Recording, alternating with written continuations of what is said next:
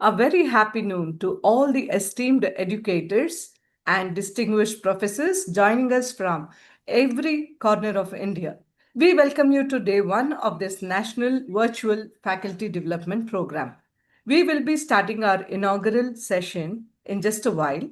May I kindly request all participants to keep your microphones muted and your cameras turned off during the sessions to ensure a smooth, glitch free digital experience. You are welcome to drop your thoughts and questions into the chat box at any point.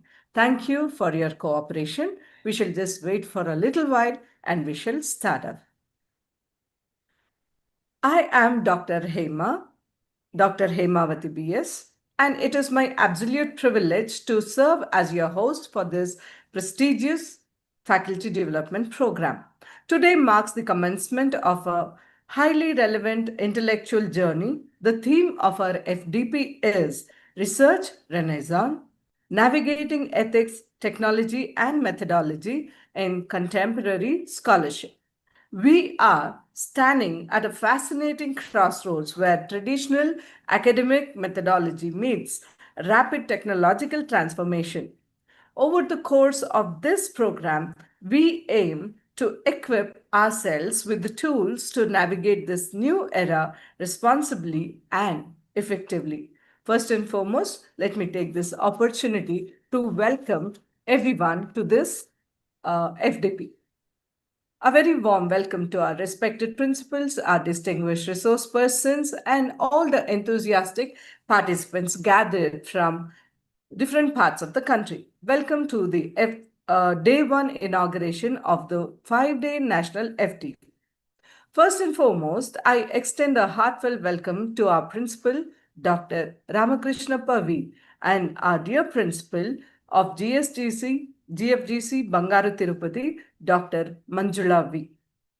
I consider this an honor to be extending a warm welcome to our resource persons. Your presence sets a high standard for this entire program. Most importantly, a very warm welcome to all our wonderful participants. Your passion for learning and professional growth makes this FDP meaningful. We truly appreciate that. Welcome once again. I wish you all a highly productive and enriching 5 days ahead. Now, I would just like to tell a little bit about our college and our collaborative college, Bangaru Tirupati. Dr. S. Gopalaraju, Government First Grade College, Anikal, one of the founding government colleges in Karnataka, was established in 1980. Functioning under the Department of Collegiate Education, Government of Karnataka, it is affiliated with Bangalore University. Re-accredited with B++ CGPA 2.78 grade by NAC. The college's geographical location is the border of Karnataka and Tamil Nadu states, catering to students from varying rural and socio-economic backgrounds of the two states, offering undergraduate programs in arts, commerce, and science, and is known for its commitment to student-centric learning, skill development, and community engagement. It actively promotes a research culture through seminars, workshops, conferences, and collaborative academic initiatives. The same can be told about Bangaru Tirupati Government College too. Government First Grade College, Bangaru Tirupati, established in 2007, is affiliated with Bengaluru North University and has been re-accredited by NAC with B++ grade CGPA 2.85. Located at Bangaru Tirupati, Guttahalli, Hulkur village, KGF Taluk, Kolar district, roughly 100 kilometers from Bengaluru, the college serves students from rural and socio-economically disadvantaged backgrounds, offering BA and BCom programs. Alongside academics, GFGCBT promotes holistic development through NSS, Scouts and Rangers, sports, cultural programs, and career guidance with its IQAC driving continuous quality enhancement and research orientation. And very much like our Gopal Raju College, it actively promotes a research culture through seminars, workshops, conferences, and collaborative academic initiatives. And now, as we all know, today marks the commencement of a highly relevant intellectual journey. Everyone is talking about AI. AI has become an integral part of the students, the teachers, almost everyone. The theme of our FDP is Research Renaissance, Navigating Ethics, Technology, and Methodology in Contemporary Scholarship. We are standing at a fascinating crossroads where traditional academic methodology meets rapid technological transformation.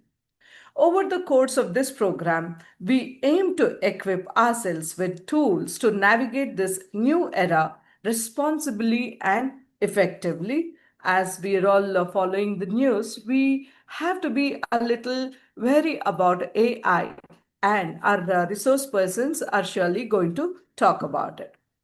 Moving forward, to set the foundational context of this program, we have our principal with us. I would like to invite Dr. Ramakrishnappa V, Principal, Dr. S. Gopalaraju, Government First Grade College, Anikkal, to share his perspective on this program. Welcome, sir. The virtual platform is yours. Thank you, ma'am.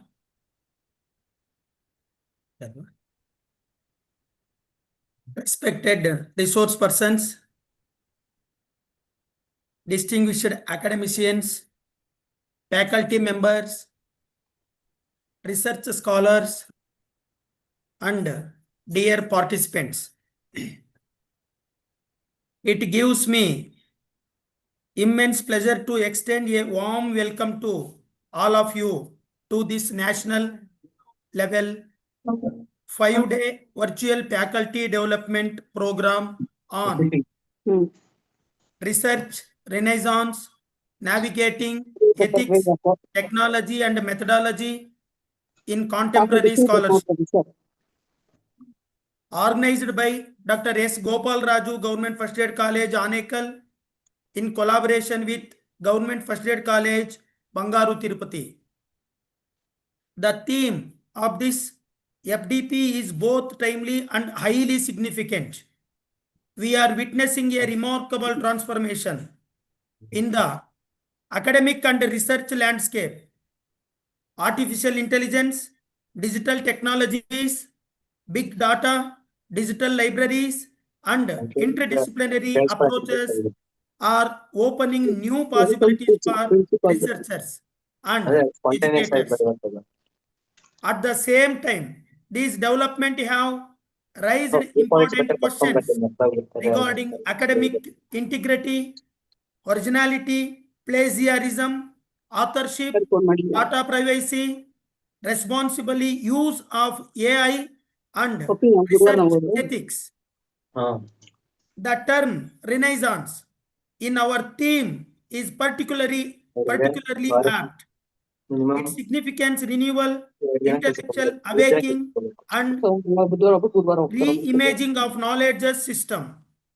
I sincerely hope this FDP will encourage all of us to renew our research practices, critically reflect on our methodologies, and embrace technological advancement without compromising the core values of scholarship. I am especially pleased that this program integrates three essential dimensions of contemporary research: ethics, technology, and methodology. This integration is crucial. While technology enhances the speed and scope of research, it is ethical responsibility and methodology that ensure its credibility and academic value.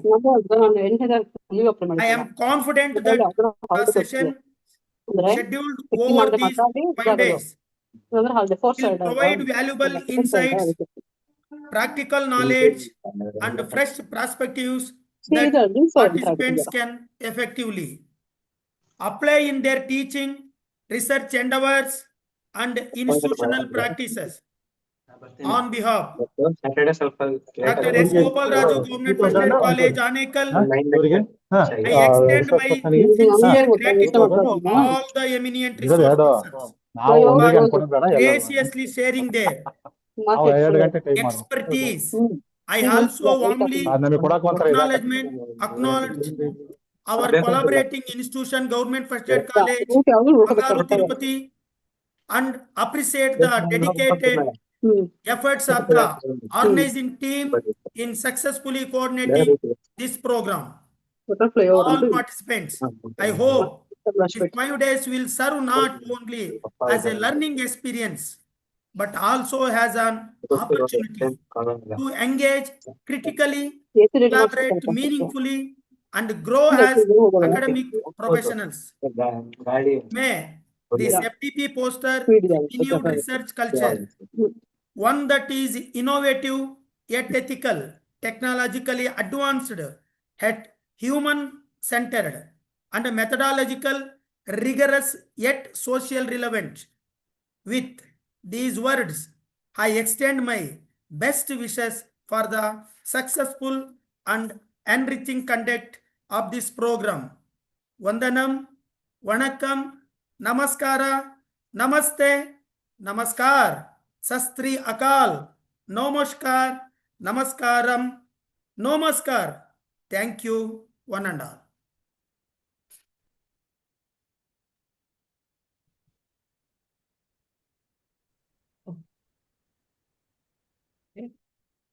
Well, thank you so much, sir, for those enlightening opening remarks.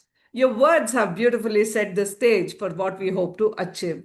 You talked about embracing technological advancements without compromising the core values of scholarship, which exactly is the theme of our the topic of our FDP. Do we really have to pay attention to the core values so that our resource person is going to talk about it? But before that, I would request Ms. Kokila to introduce our expert speaker, Dr. Rupesh Kumar, AS. Ladies and gentlemen, it is now time to enter our very first technical session of the FDP. Today, as you all know, there is no hotter topic in academia than artificial intelligence. To help us navigate this, our first guest speaker will delve into generative AI in research. Ms. Kokila, I would again request you to introduce our guest speaker for this session. Good afternoon, everyone present. It gives me immense pleasure to extend a warm and heartful welcome to Dr. Rupesh Kumar, sir. We are privileged to have you with us, sir. We are delighted, honored to have you with us. Your presence adds great value and significance to today's program. On behalf of our institution and all the participants, I extend a very warm welcome to you, sir. We are confident that your valuable insights, expertise, and experience will enrich our knowledge and provide us with new perspectives. I hope this FDP will be engaging and enriching learning experience for everyone, and that we will able to take back many useful ideas and practices from today's session. Dr. Rupesh Kumar, sir, presently is working as an associate professor in the Department of Library Studies and Research in Library Information Science at Tumakuru University, Tumakuru. He is currently serving as the chairman of the department. He holds master's and PhD degrees in Library and Information Science and postgraduate diploma in Library Automation and Networking. After completing his post-graduation from Bangalore University in 2004, Sir qualified UGC NET with Junior Research Fellowship during the same year. He served as full-time guest faculty at Bangalore University from 2004 to 2007. Later on, he joined on Mobile Global Limited as content management executive and obtained expertise in delivering value-added services. In 2008, he joined Government First Grade College, Kanakpura as a librarian. He was appointed as an assistant professor at Tumkur University in May 2010. Since then, he has served the university not only in academic capacity but also in several administrative capacities. Presently, he is serving as Nodal Officer, University E-Governance Cell, and MOOCs Coordinator.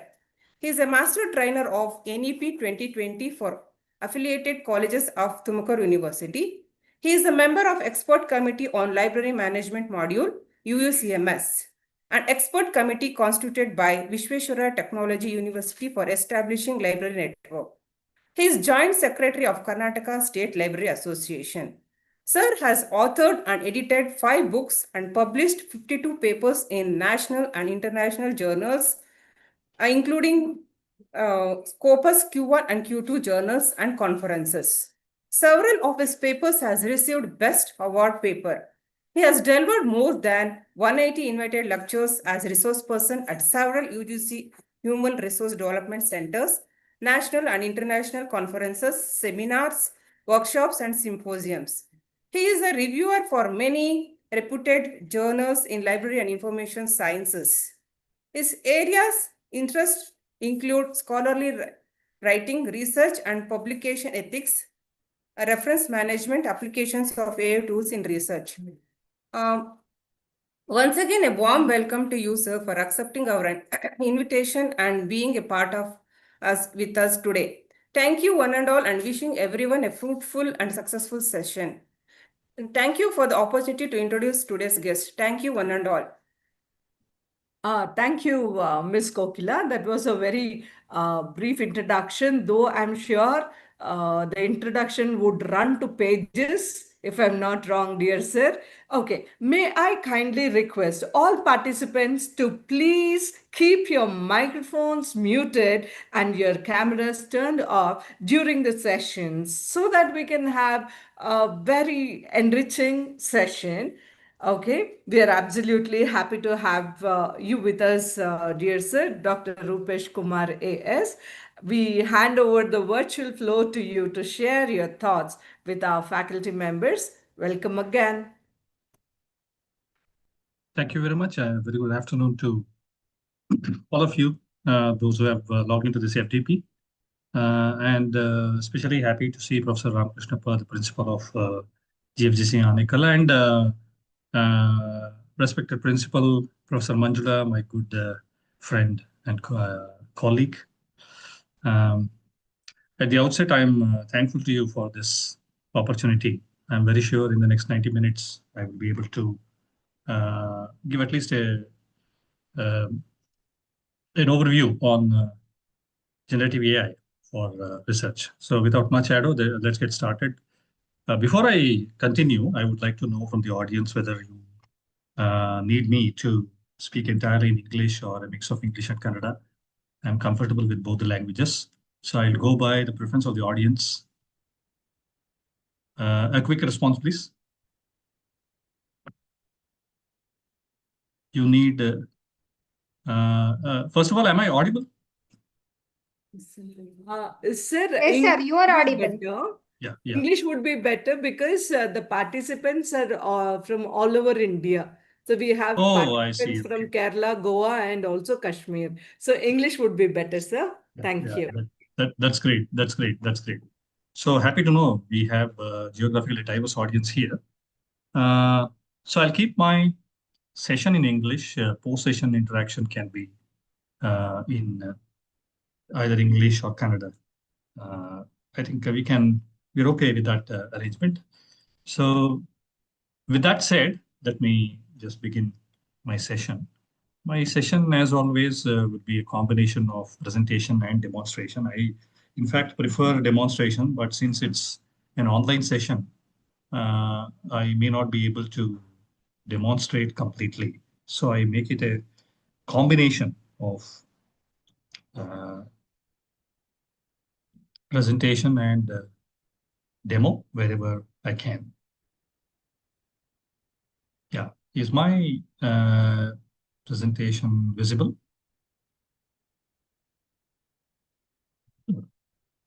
Can someone confirm, please? Yes, sir. Yes, It sir, it is is. visible, sir. Yeah, thank you. So the topic that I chose and that was given by the organizer is the same, generative AI in research. I conduct sessions in quite a lot of organizations on generative AI, particularly with reference to research. So firstly, let me begin with an intro on artificial intelligence. If we decode the word artificial meaning which that is not natural. In this context, it is man-made, and intelligence, the ability to think, make decisions, and respond uh, appropriately in a particular situation. All these are part of intelligence. Therefore, artificial intelligence, artificial intelligence is complementary to natural intelligence, not a replacement for natural intelligence. That's my first cat statement. I firmly believe that artificial intelligence can only be complementary, but not a replacement for natural intelligence possessed by human beings in this context. So, as part of artificial intelligence, the bigger field, generative AI, came into existence in 2020. Although the background research has had a long past, generative AI became popular, came to the hands of common man. I can say in 2020, post 2020. So this generative AI is a type of artificial intelligence which is designed, specifically designed to create entirely new content, original content using the existing content. The content may be of any type. We may, in this session, mostly talk about text, but there are AI tools, generative AI tools, which are extensively being used day in and day out on social media platform. You may see a cat dancing for a Bollywood number, or a cat wife and husband, or dog wife and husband, something like that. So images, videos, and then audio, even software code. A great deal of use of generative AI today is for creating software and designing websites, applications. So a new term has emerged called vibe coding, which uh, is mostly because of the proliferation of Gen AI tools. So the content, my dear friends, the content is generated in response to user prompts. The instructions, the information provided by the user is understood, and the existing content is probed by the tool, and then a new piece of content is created. Okay. Therefore, the name generative AI. Okay. It's made for generation of new information, new content. Therefore, the name generative AI. Now, what makes generative AI possible? There are two angles to this. Number one is training. Training. This AI tool is extensively trained or exhaustively trained. What does training exactly mean? Number one, feeding massive amounts of information in different kinds of formats, as I mentioned in the earlier slide. Secondly, not only feeding the information, but also breaking down, deconstructing the information, the content, and then, most importantly, mapping out the relationships between different concepts, ideas, content. So it is here that generative AI differs from the traditional AI we had hitherto. Okay, so traditional AI was mostly limited to expert systems where there was an inference engine, there was a knowledge base, and it used to help only in decision making, not in generating the content. So it's a whole new type of AI which focuses on generation. After getting trained from the human users, it starts accepting the prompts and starts generating the required content. So it receives the user input, the second phase, user input in natural language. A point to be noted: natural language, no grammar, no grammar. Earlier, as a teacher of information and communication technology, I used to teach my students how to search in Google, what are the strategies, what are the stop words, what are the words to be excluded from search, what is considered as noise in communication, communicating with the machine also, how to get relevant results. All these are a thing of the past now. Now, I encourage my students to input their requirements in their natural language, not just English. Okay, we many seem to be under the misconception that natural language only means English. No, generative AI has the ability to understand many natural languages that we speak every day, use every day. So predict after receiving the user input, understand the user input, and predict, generate the contextual response. Contextual response. Okay. And how is it able to generate contextual response? It is based on what it has learned during the training. Therefore, better the training, better the response, better the generation. Okay. So training, training, and training. Okay. I'm stressing, I can't stress enough on training. Training can happen at the local level also. At the local level also. I'll get back to this statement again when I demonstrate at least one tool. Okay, training, training happens at the developer side. For instance, ChatGPT was developed by OpenAI. OpenAI, as a company, inputs billions of parameters at its side before releasing a particular model. My dear friends, you can train generative AI tool to understand you better. That's what I mean by local training, user level training. User level training, developer level training is anyway done by the companies. If you want a better response from any generative AI tool, please understand the fundamental requirement of Gen AI tool. The more it understands you, the more you train it to understand you, your requirements, your writing, as far as research and writing is concerned, your research requirements, your analytical abilities. The more you feed the tool about you, the more you are training about you. So you are going um, beyond the training that is imparted by the developers. Okay, so keep this point in mind. This will change the way you think about generative AI tools, especially the generic large language model based tools. Now, massive amount of information is fed to generative AI tools. Okay.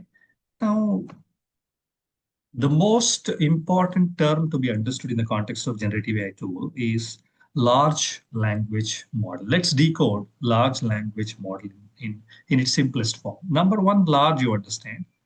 Massive, massive in terms of training data. A lot of data, text, images, video, audio, simulation, graphics, software, code, everything is fed. Everything is fed.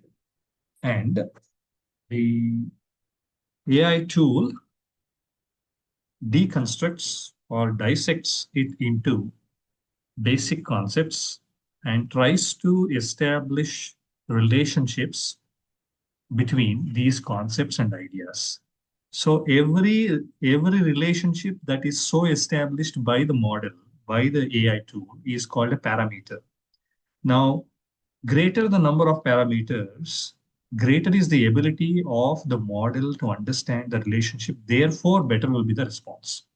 Okay. So please understand that a model with greater number of parameters is likely to give better response than a model with a lesser number of parameters. To give you a comparison, take two mango trees. Okay, there's one mango tree and the other mango tree. One mango tree has borne, it has about 50 mangoes. Okay, another has 500 fruit. Okay, so if it rains heavily, let's say today it rains heavily, and the chances of fruit falling onto the ground and getting spoiled is more in terms of, I mean, in case of a tree which has lesser number of trees, even though the mango tree with 500 mangoes will have the chance of more mangoes falling down, it still will retain a more number of mangoes in the tree. Okay, therefore you will get better yield. The parameters, interrelationships between concepts, greater the number of parameters, better will be the response. Therefore, every now and then, every Gen AI company will release a model with greater number of parameters. And second, language. Language refers to the system of communication in general, as it is understood in general. But in case of this Gen AI, the language can be natural language like English, Kannada, Malayalam, etc. Or it can also be programming language. So it's a unified model which can equally understand well the natural language requirements in natural language and even programming language. So the same model can be used for writing a poem, and the same model can be used for writing a piece of code in a particular programming language. That's the beauty of this. And third, model refers to the mathematical framework or the programs which do the job of deconstructing the concepts and understanding the user prompts and generating context-specific responses, mostly based on a concept called neural network, a complex network of the relationships among concepts, among ideas, that is so complex that it resembles human brain. Okay, it resembles human brain. So mostly based on neural network. So that's about large language model. All the generative AI tools that we are using today are based on large language model. The basis of all Gen AI tools is the large language model. Therefore, it was essential for me to discuss this. So there are certain things AI can do very well. Number one, it can definitely assist you in making decisions, and it can make you more informed. Any AI tool is a big repository of information content. So a user who judiciously uses any Gen AI tool can become more informed than a user who doesn't use. Thirdly, it will definitely make life simpler with the kind of assistance it provides.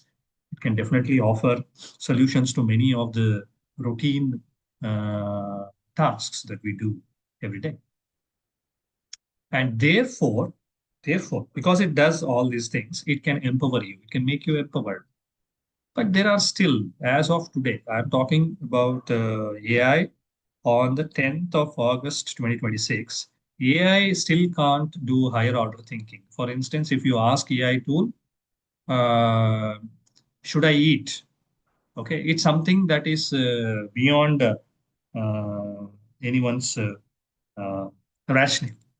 So, should I eat? Then it will give you 10 reasons. Then give me 10 reasons why I should not eat. It will give you 10 reasons for that.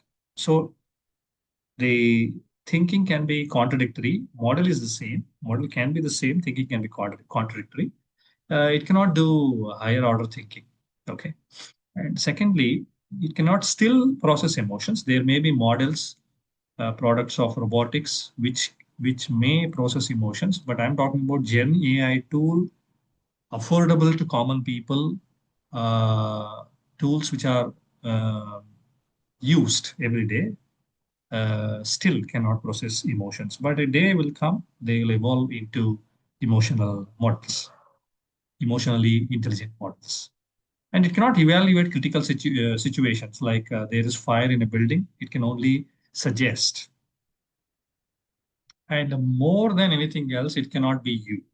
Okay. So my earnest request to all of you is that you are different. You are more empowered. Uh, you are more capable than any generative AI tool that is there uh, online. Okay. So feel empowered.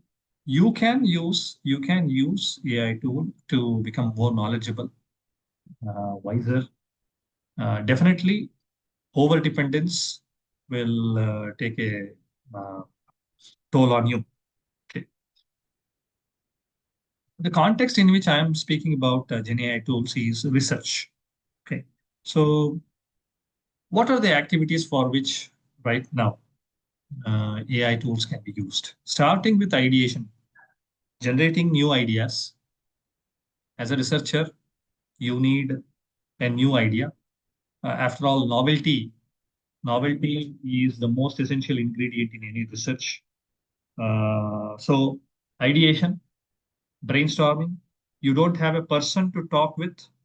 You can use a Gen AI tool to brainstorm and come out with new ideas for research. For that, you need the support of literature, the existing literature. You can do literature search using Gen AI tools. And after you search the literature, you can use AI tools to map the interrelationship between the pieces of literature, I mean, publications. And you can analyze the content inside the publications and come out with your inferences. And if you are not so strong in textual understanding, you can take the help of Gen AI tools for visualization. It will throw a visualization in front of you for better understanding, quicker understanding. So these AI powered tools can be used for one's own study and research. In fact, my request to you, once you get to know, get acquainted with at least some of the AI powered tools through this session or any of the sessions, please, as a member of researcher community, please help others know, help others practice, help others get acquainted. Okay, so please assist others in understanding the strengths, limitations of these AI powered tools and judiciously use them in your research. Uh, okay, if I may broadly categorize these generative AI tools, I put them into three categories. Of course, my presentation has only two categories. The third category involves using Gen AI models locally on a device since I cannot demonstrate. It needs a great deal of time. Since I cannot demonstrate that, I have limited the classification to only two. The third category I'll just only mention. So generic large language model based tools are the early models, early entrants, and even today, most extensively used. The word generic, the word generic is self-explanatory, which means that they are not built, they are not developed for a specific purpose. They are developed to serve diverse needs. For instance, I came across an Instagram reel of a Bangalore-based auto rickshaw driver explaining to an Instagram influencer that he will wash his right palm and he will take a photo using his mobile phone of the palm in bright daylight and he will feed it into ChatGPT for astrological predictions. This is one case. Another could be a niche area like medical sciences, mm, research in medical sciences, where a researcher could be using the same generic LLM based tool for finding the causes for a certain condition, asking suggestions for diagnosis. So some such. You see two extremes here. So they are the same tool, the same LLM based tool being used with the two extremes. Okay, so they are generic. They are generic. So we are all very familiar with these tools, and many of us end up using them and not knowing that there are other tools also. So one of the objectives of this session is to introduce other tools, dedicated tools, which researchers can use beyond generic LLM-based tools. Okay, fine. So to mention a few, ChatGPT, Google Gemini, the Anthropic Claude, DeepSeek, Manus, Quen. There are many. There are many generic LLM-based tools. So I'm sure, I'm sure 90% of the audience in this session must have used at least one of these generic LLM-based tools. If you do want to use generic LLM-based tools, I have a few tips for you to get better response. Okay, which I may show it later. So first category, generic LLM-based tools not designed, developed for a specific purpose, for a specific context. They can serve a variety of needs. The second, okay, before I go to the second, let me highlight some of the limitations. Number one, a major limitation is the hallucination. Hallucination. Most of these models are subjected to, can be subjected to hallucinations, which means that uh, they may give diagonally opposite responses for the same question depending on how they are probed by the user. Okay, so they can be hallucinated. Okay. They give opposite answers. They can give opposite answers, and they may confuse. They may get confused and may confuse the user. Okay, hallucination. Of course, with time and newer models, the extent of hallucination in generic LLM based models is reducing. Is reduced. That's a good news. Reducing. Now, secondly, it's purely a wordplay for them.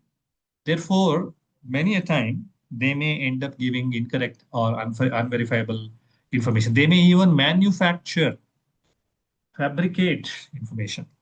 And one of the kinds of information that is subjected to fabrication quite often is the citation to the scholarly literature. So, citation inaccuracy or citation manufacturing is one of the limitations of any generic LLM based tool, which means that a tool like ChatGPT or Google Gemini may give you a source, non-existent source. They may even create by purely mixing the words. They may even create a non-existing source and add them as a citation in a piece of scholarly writing that you are seeking assistance for. So citation inaccuracy is another limitation, more serious for researchers. Nothing may happen if a false citation is given to an auto rickshaw driver in the context of astrological prediction. But things become serious when a researcher is using a generic LLM-based tool to get something serious in their field of research, and the citation is fictitious, imaginary. So that's a serious problem. And these generic LLM-based tools do not have access to scholarly databases, reputed scholarly databases, which hold the treasure of the existing scholarly literature. if the power of generic LLM based tools can be combined with the huge repository of scholarly content which resides in popular reputed scholarly databases, that will be a deadly combination. So that thing is achieved by the second category of AI based tools, which is retrieval augmented generation based tools. Retrieval augmented generation. Retrieve, retrieve the content first, study the context, relevance, augment it in the context of the prompt given by the user, and then you generate the content. So RAG-based tools are likely to generate better responses, particularly in the context of research and scholarly writing, than generic LLM-based tools. Although the gap is fading. The good news is the gap is fading with the release of every new model, okay, by every developer. However, I can name some of the RAG-based tools which can give better response than generic LLM-based tools, particularly in the context of research, academic writing, scholarly writing. Perplexity AI, Perplexity AI, you must be aware of Perplexity AI. SciSpace, both say two faces of the same coin. Then Elicit, PaperPal, new entry is Google Scholar Labs, and Notebook LM now it's Gemini Notebook. Okay, the new name is Gemini Notebook. Retrieval augmented generation tools. Okay, the second category. The third category, which I have not mentioned here, is MCP server tools. A model context protocol, which gives which runs locally on the user's device and which gives more control over the data. Okay, you can feed your data. You can use the power of an AI-based model, any model like Quen or Olama. You can use them and you can run using your data, your publications, your content. So entire AI tool, the running, everything application, the setup will be on your device. Of course, this requires a high power device. Uh, for instance, my laptop may not be capable to handle MCP server, model context protocol. So that's local. You can say local environment, setting up a local environment, local AI. Okay, these two are online or cloud-based. You can use them as a service. You're going to a website, logging in and using them. Okay, so my focus will be on these two tools. I am keeping MCP outside the scope of this session. So the advantages, they will have access to scholarly literature. Therefore, the content generated, the response generated will be evidence-based. You can expect better accuracy in terms of citations and references and transparency. You can verify. They will also give you the sources. They will not only generate the citations and references, they will also give you the link to the existing sources where you can go and verify. Transparency. These are the advantages of using RAG-based tools. Right. Let's get started with some of the tools. First, let us start with ideation, idea generation. What I suggest is you can go to Google Scholar Labs, which is a free service by Google Scholar. You can put a question. Okay, Google Scholar, remember Google Scholar Labs is for posing questions and getting the responses for the question. It will dig, Scholar Labs will dig the database of scholarly literature that's available uh, with Google Scholar. Okay, so for a moment,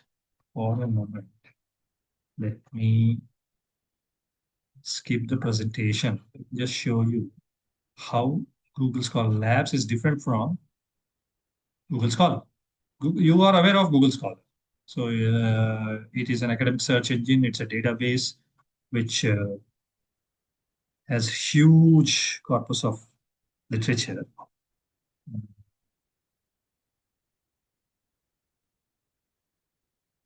Yeah. Okay.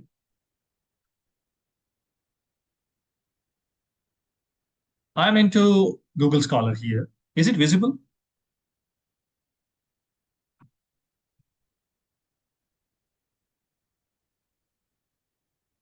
Can you please confirm? Whether Yes, it's visible? yes, Yes, yes. sir, It is visible. very visible. Oh, Thank you. okay, Thank you. okay, fine. So let's put a question to Google Scholar Labs. First, let's go to Labs.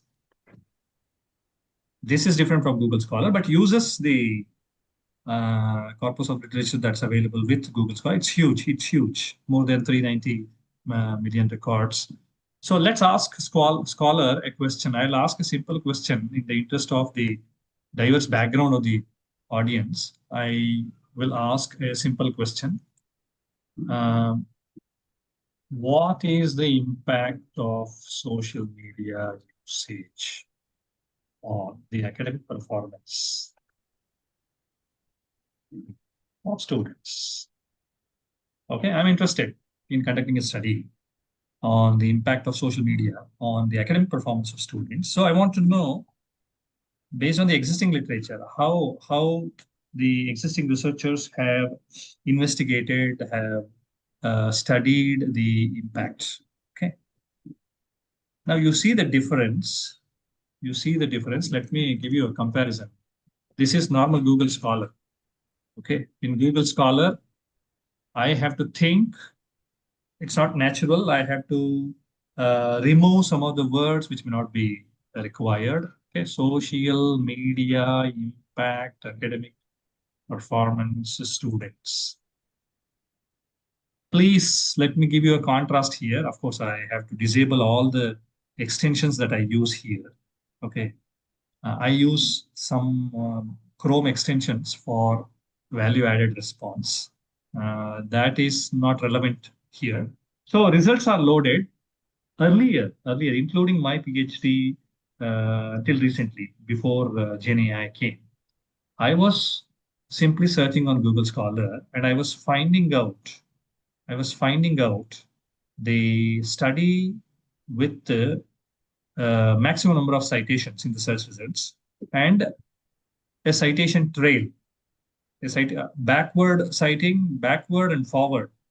Okay, I used to go and I used to identify the related studies and come up with about 60 to 70 studies, then review them, identify the research gap, then formulate the problem and the topic, and then proceed with the data collection and other things. Okay, that was tradition.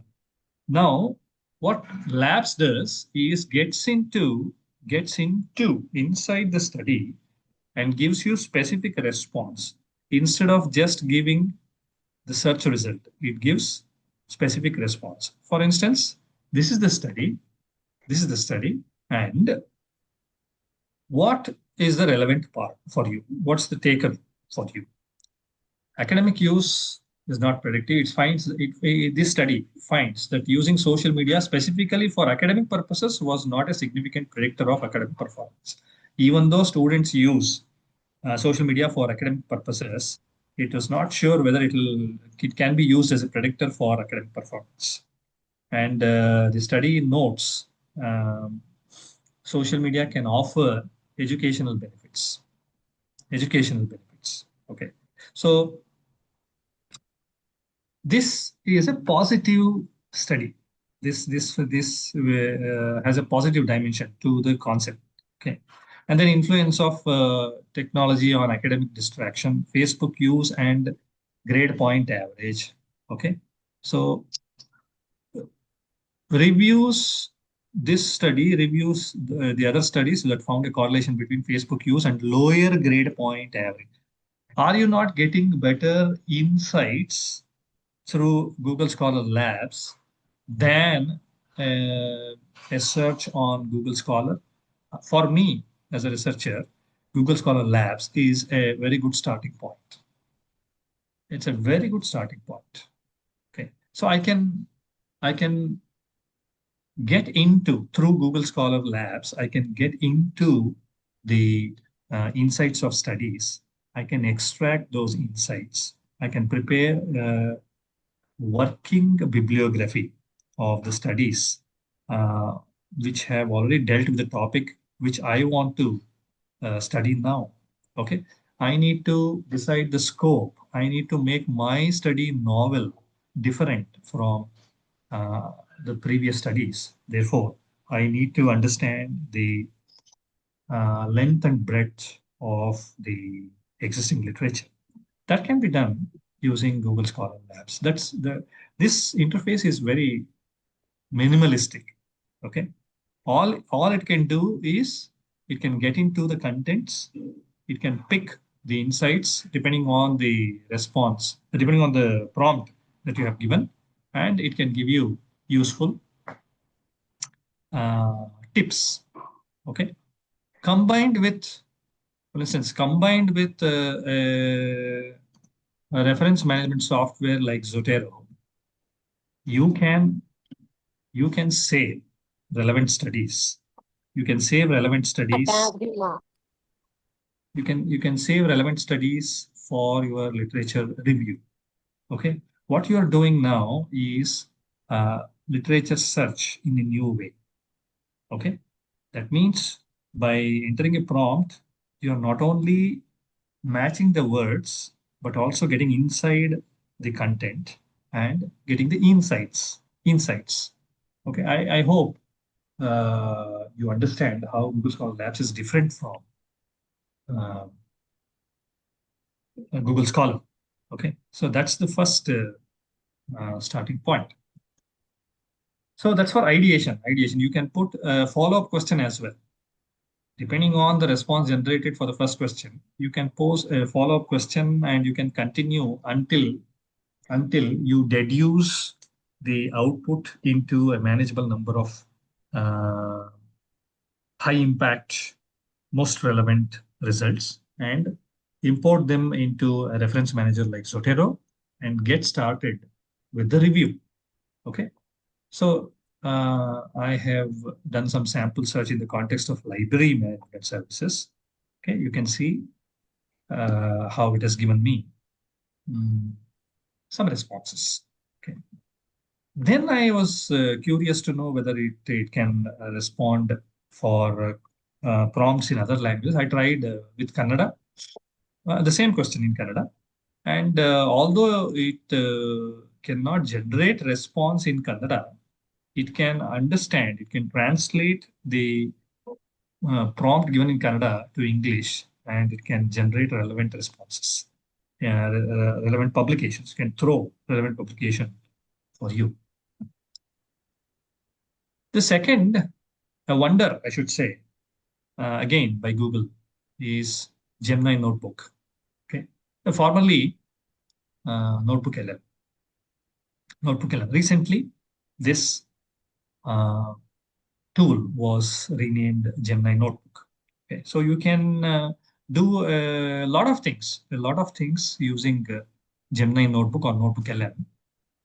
So from the research point of view, you can take the most important publications. With a free account, you can upload up to 50 publications in a particular notebook.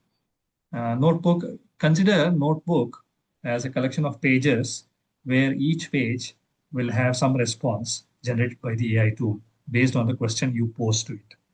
But this is, although generic LLM-based tool, this can also be used as a RAG-based tool, retrieval augmented generation-based tool. That means upload up to 50 publications, ask Notebook LM to limit the responses by studying only 50 uploaded publications. So while choosing these 50 publications, you exercise great caution, and based on the relevance for your study, you choose these publications and upload them. Okay, so let's see how it works. Okay, now what I do is I create a new notebook, and then it'll ask me for the sources. Sources. A source can be a text document, or it could be a link to YouTube video, a link to a website, or a file available on your Google Drive, or simply a text you have copied from a document. You can even paste it. Hmm?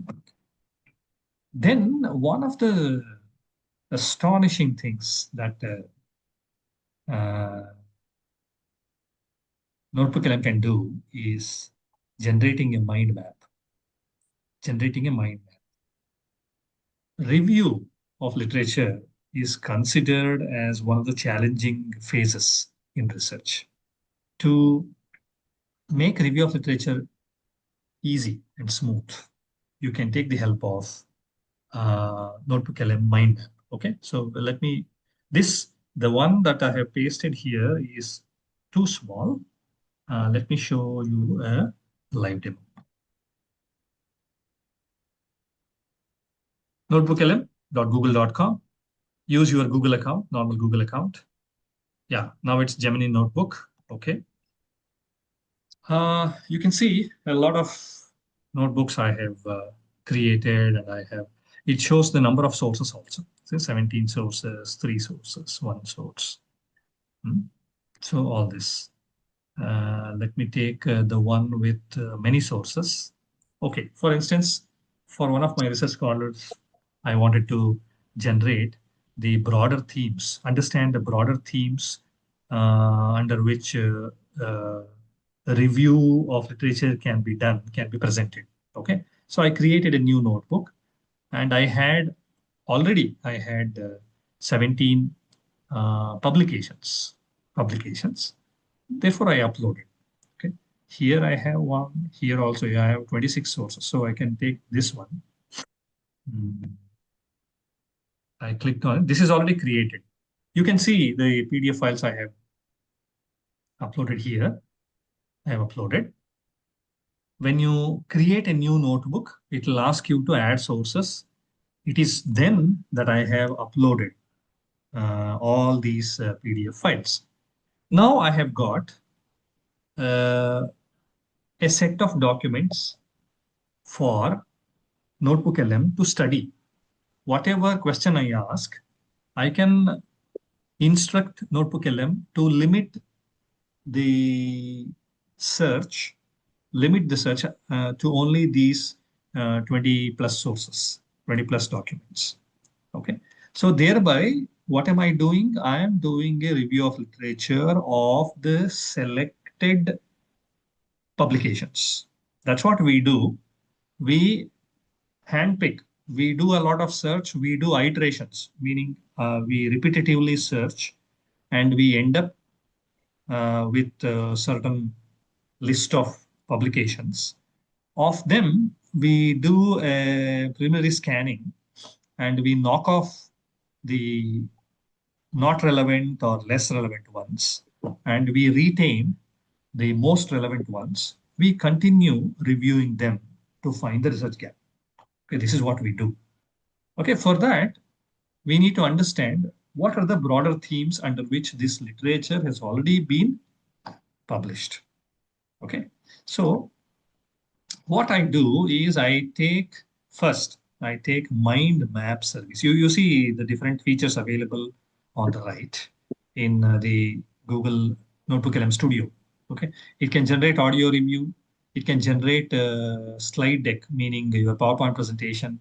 It can generate video review based on the content, based on the 20 plus, 25 plus documents. But I would like to first start with mind map, since I want to understand the broader themes for review of literature. Okay, so I click on mind map.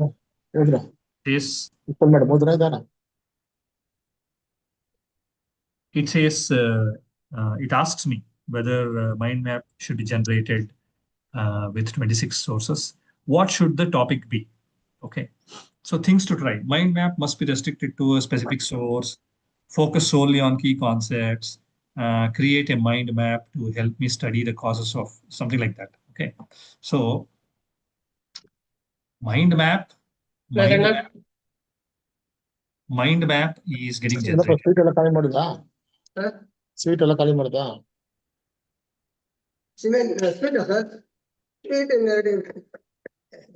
I'm sorry.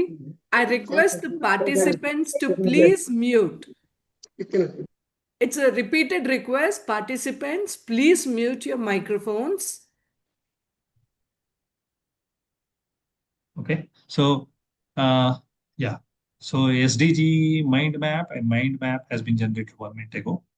And about 123 days ago, I had generated the Indian gender map, as in gender gap and global disparity, something like that. Okay. So if I click on okay, saved responses are view only. Okay, let me just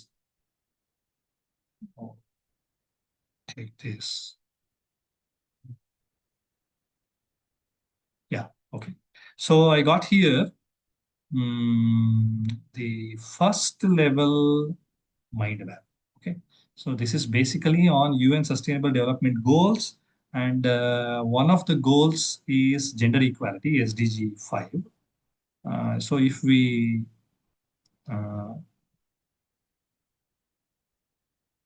yeah, okay, have a look at the mind map that is generated by Notebook LM using the 26 sources which I have uploaded. So UN Sustainable Development Goals is the broader theme, and global research overview. It is giving a global research overview. And secondly, specifically on Sustainable Development Goal 5, which is gender equality, India's performance in achieving SDG, and the thematic and conceptual mapping and barriers and gaps. Okay.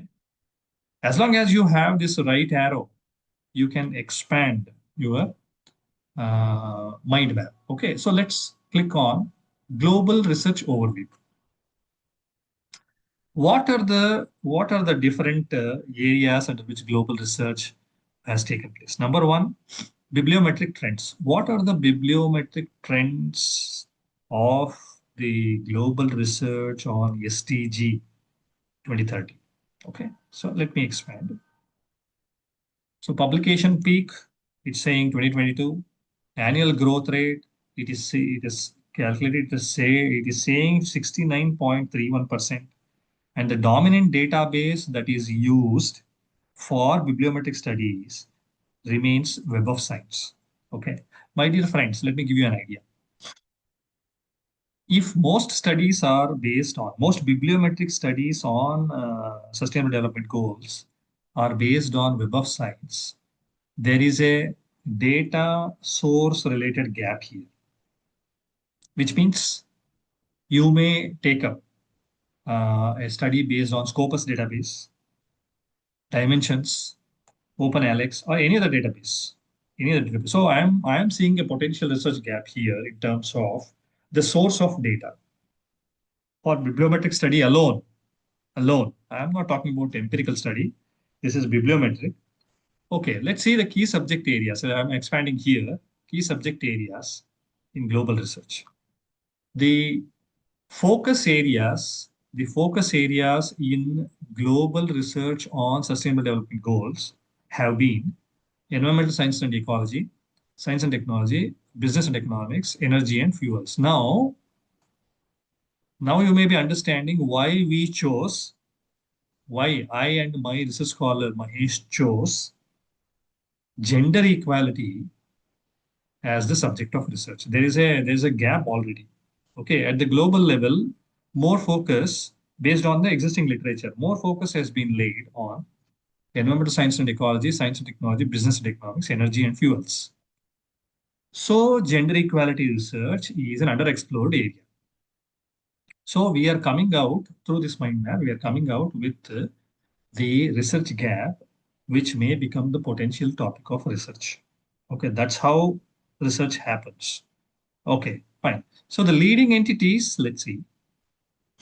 The leading entities which are engaging themselves in research on SDGs are countries, in terms of countries, USA, UK, China. So where is India? Indian scenario has been underexplored in terms of research on gender equality as a sustainable development goal. Therefore, we have initiated a study in the Indian context. Okay.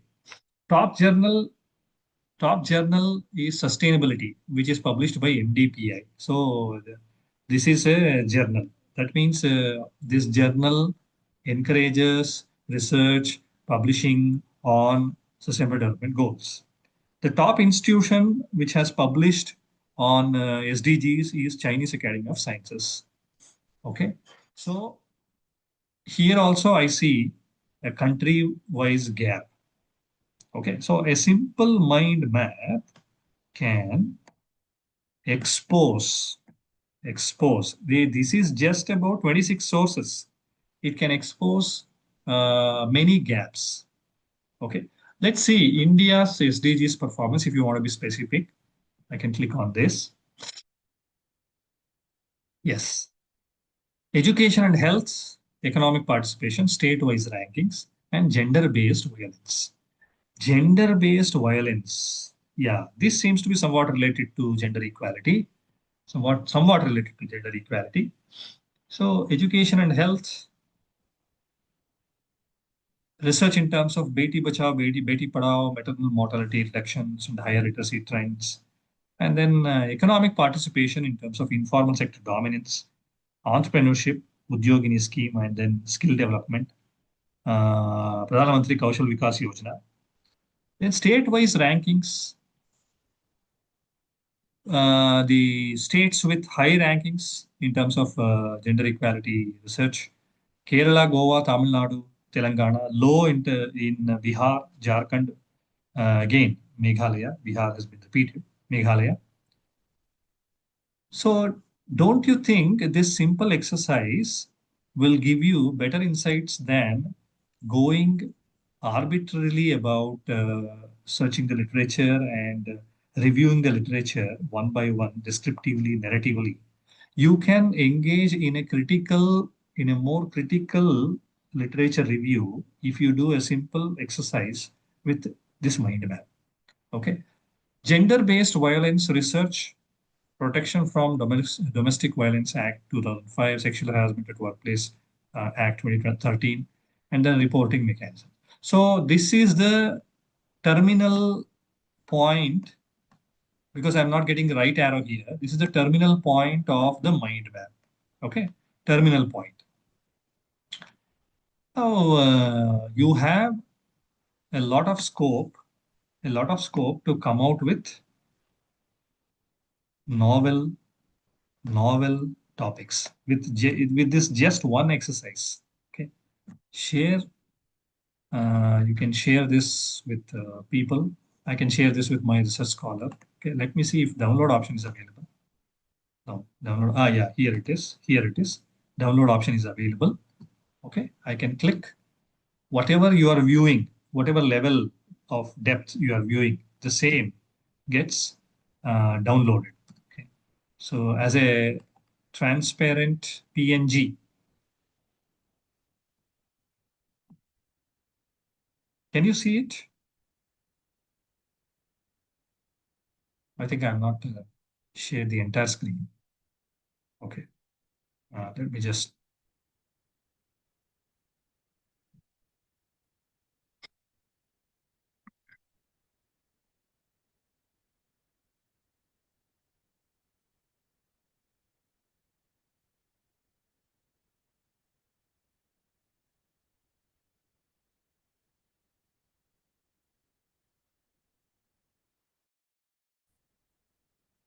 Can you see it now? Can you see it? The mind map which I have downloaded. Yes, sir. yes, it is visible, sir. Yeah. Okay. So the size, of course, is smaller because of too deeper level. If you want to stop at this level, you will get a better picture. But this can be expanded.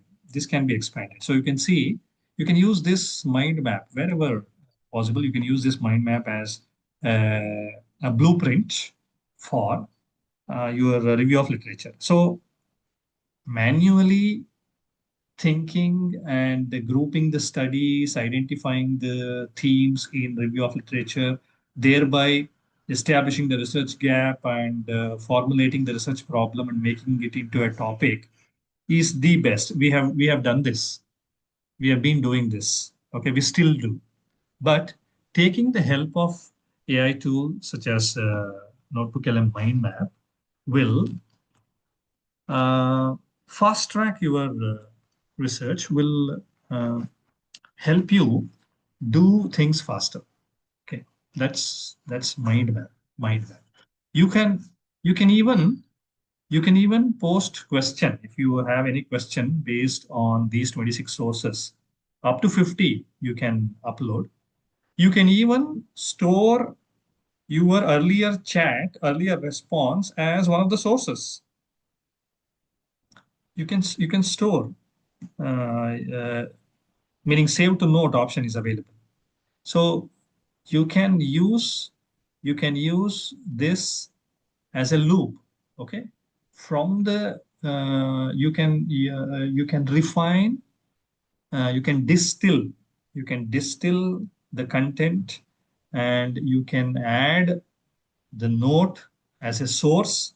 You can exclude some of the sources which you think uh, may not be relevant for this prompting anymore. So you have a lot of things to do. Okay. So that's notebook uh, 11 for you. Okay. And then let's get back to the other tools. There are a lot of tools for me to discuss. 90 minutes is too less.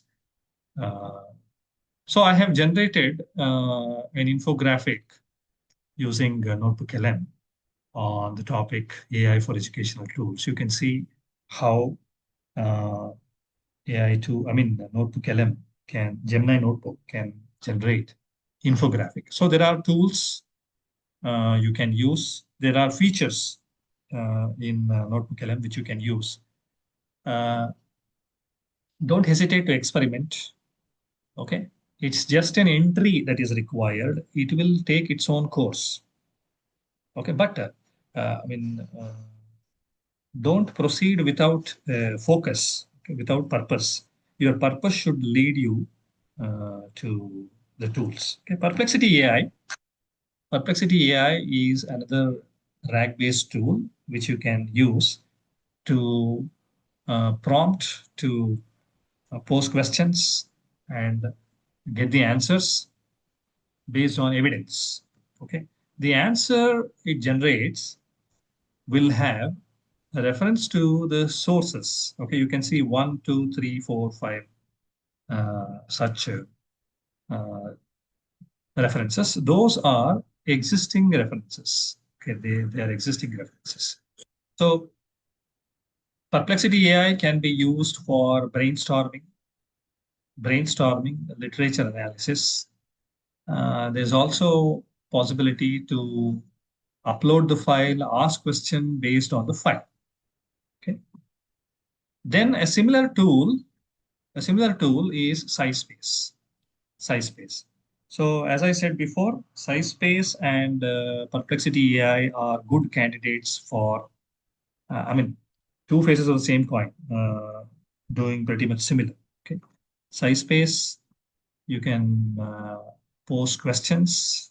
You can create a free account. You can log in and post questions. If you already have some papers based on which you want to brainstorm with the tool, you can do the way I have done here. I have uploaded 2 documents and I have asked a few questions based on the document. This is the document, and you can see some standard questions are already there, suggested questions.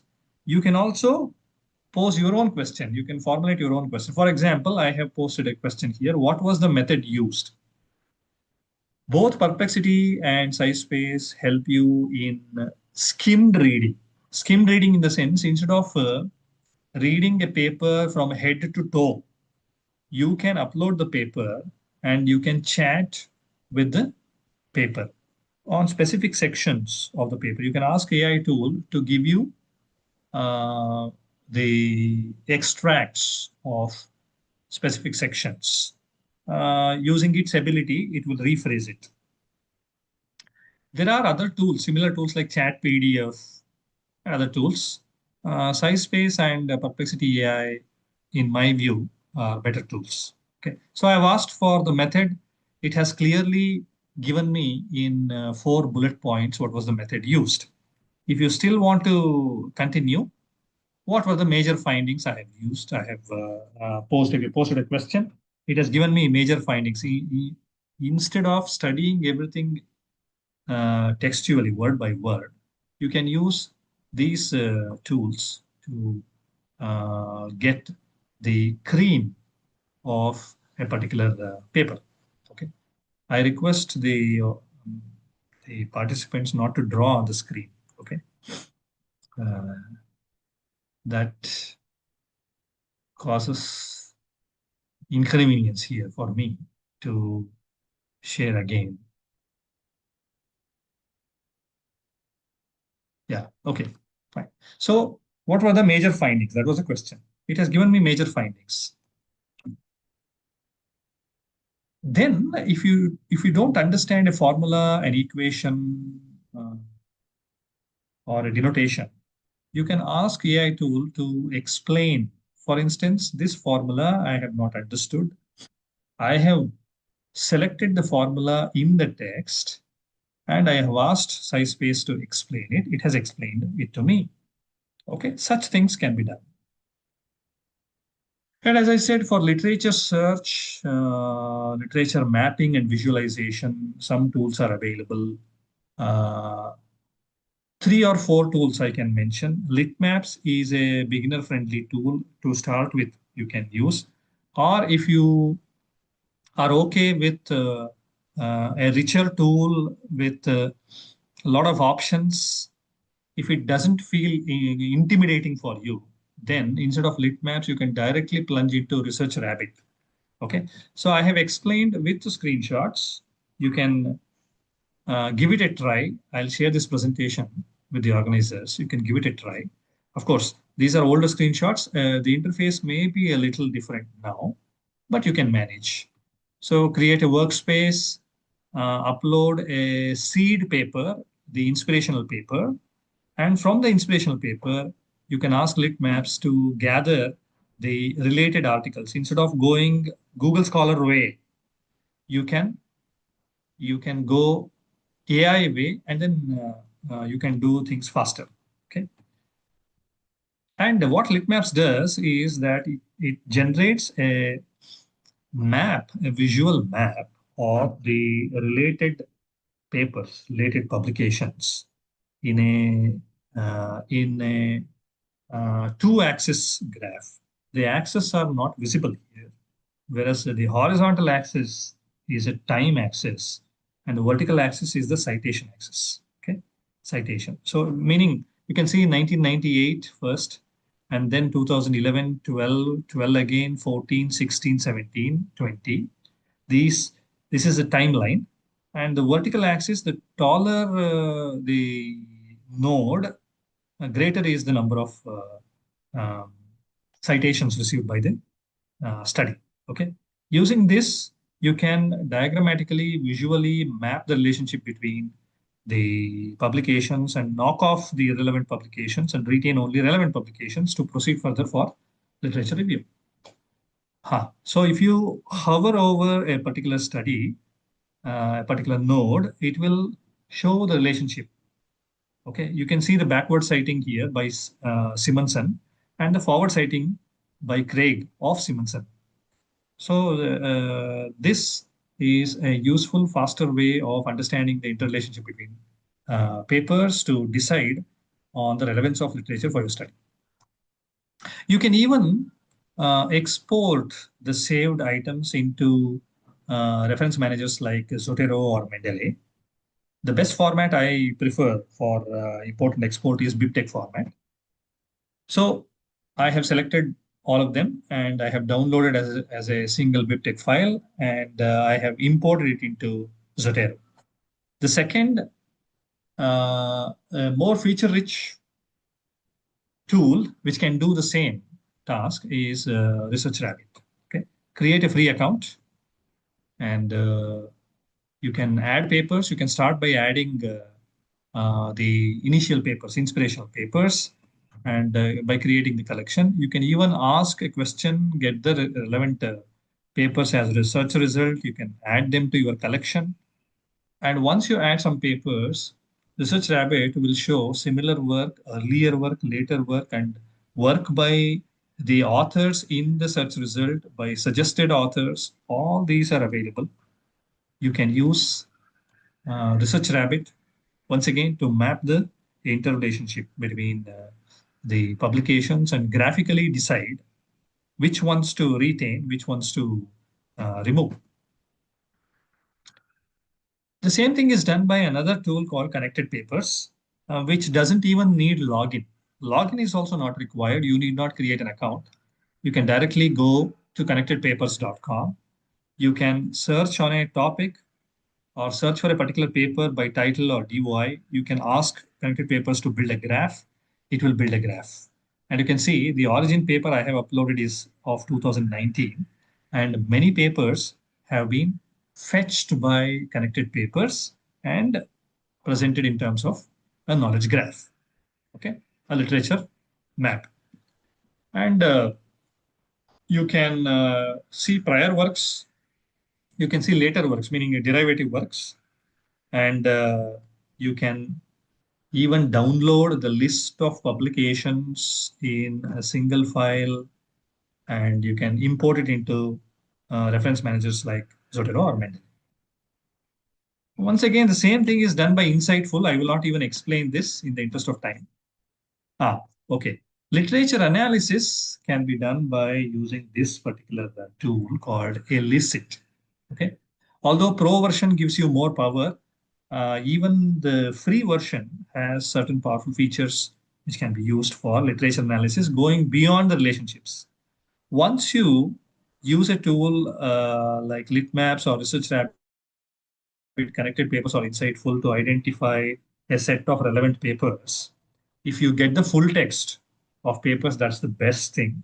From some or the other source, please get the full text. And then you can use Elicit to generate data from PDFs. Okay, let me show you. For example, I asked a question: does Digital India initiative of Government of India have impact on the country's economy or something? So it gave me summary of top 4 papers with the citations and the references, and it also gives me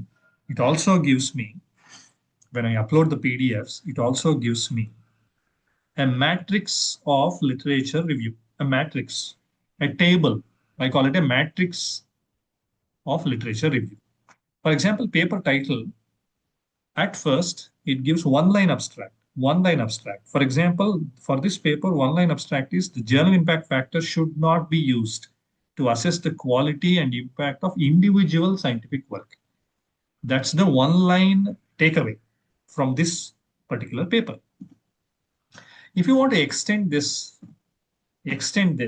okay, you can even add additional columns like number of participants. Of course, it was not a survey, therefore there is a hyphen, there's a dash in the number of participants. Intervention, it was not interventional study.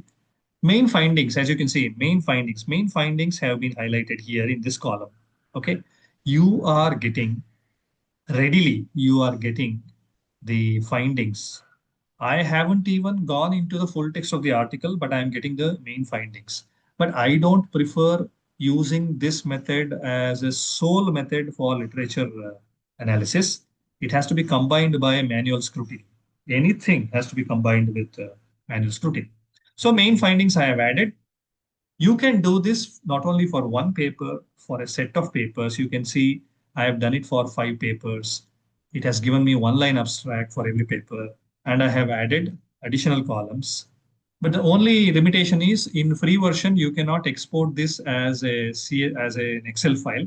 In the Pro version, you can, but it's okay. You can copy and paste. You can open an Excel worksheet on your device, and you can copy and paste the abstract summary to use in your literature review or to establish or to decide on the relevance of papers.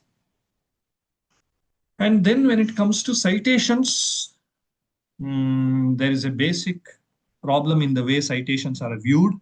The problem in conventional citation analysis is that everything is viewed as credit. Everything is viewed as credit. Let me give you an example. I have published an article in the year 2018, and Professor Manjula comes across this article during her literature search, and she studies the article. She uses my study to criticize my study in her article, and her article gets published. And she mentions my work. The tone, the intent of Professor Manjula is criticizing my work, refuting my work, arguing against my work. But the traditional indexing systems consider this also as a credit and give me +1. In fact, it should be -1. So there's no debit concept in the traditional citation analysis. There's only credit concept.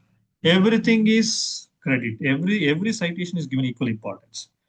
Now the trend is changing. Context-based citation analysis has emerged, and one of the tools which gives context-based citation counts is Cite AI. Okay, so we use this. This is my area of study, citation context analysis. I am into citation studies. In citation studies, recently I have entered into citation context analysis and published a couple of papers as well.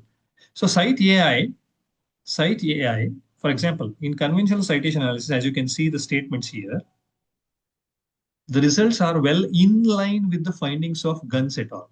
Now the authors are supporting the study conducted by the previous authors. In the second case, the our results are in contrast to earlier studies. They are contradicting here. And the third is only descriptive, only narrative. Okay. But in conventional citation analysis, all are equal. All that glitters is gold. Okay. But all that glitters is not gold, and that is proven by citation context analysis. So the first statement is a supporting statement, therefore the citation is supporting. The second is contradictory, therefore it is contrasting. The third is simply reporting in a journalistic style without critically analyzing it. Therefore, it is a mentioning side. So this kind of categorization of citations helps researchers to cherry pick the studies, hand pick the studies consciously depending on their needs. If I'm looking for more supporting studies, I will go for those studies which have more supporting citations. But if I want to contradict, then I will go with the studies which have more contrasting citations. So it's like that. So citation polarity is exposed by tools like Cite. I use pro version. You may even use uh, free version. Okay, it has certain limitations. Then if you want to draw the consensus on a particular topic, the general extent of agreement among authors on a particular topic, then an excellent tool you can use is Consensus AI. Okay, Consensus AI, search for anything, it will give you not only the information, it will also give you consensus meter in terms of percentage. To what extent the scholarly world agrees, with the concept. Okay, it gives citation counts also. You can even export results in terms of RIS.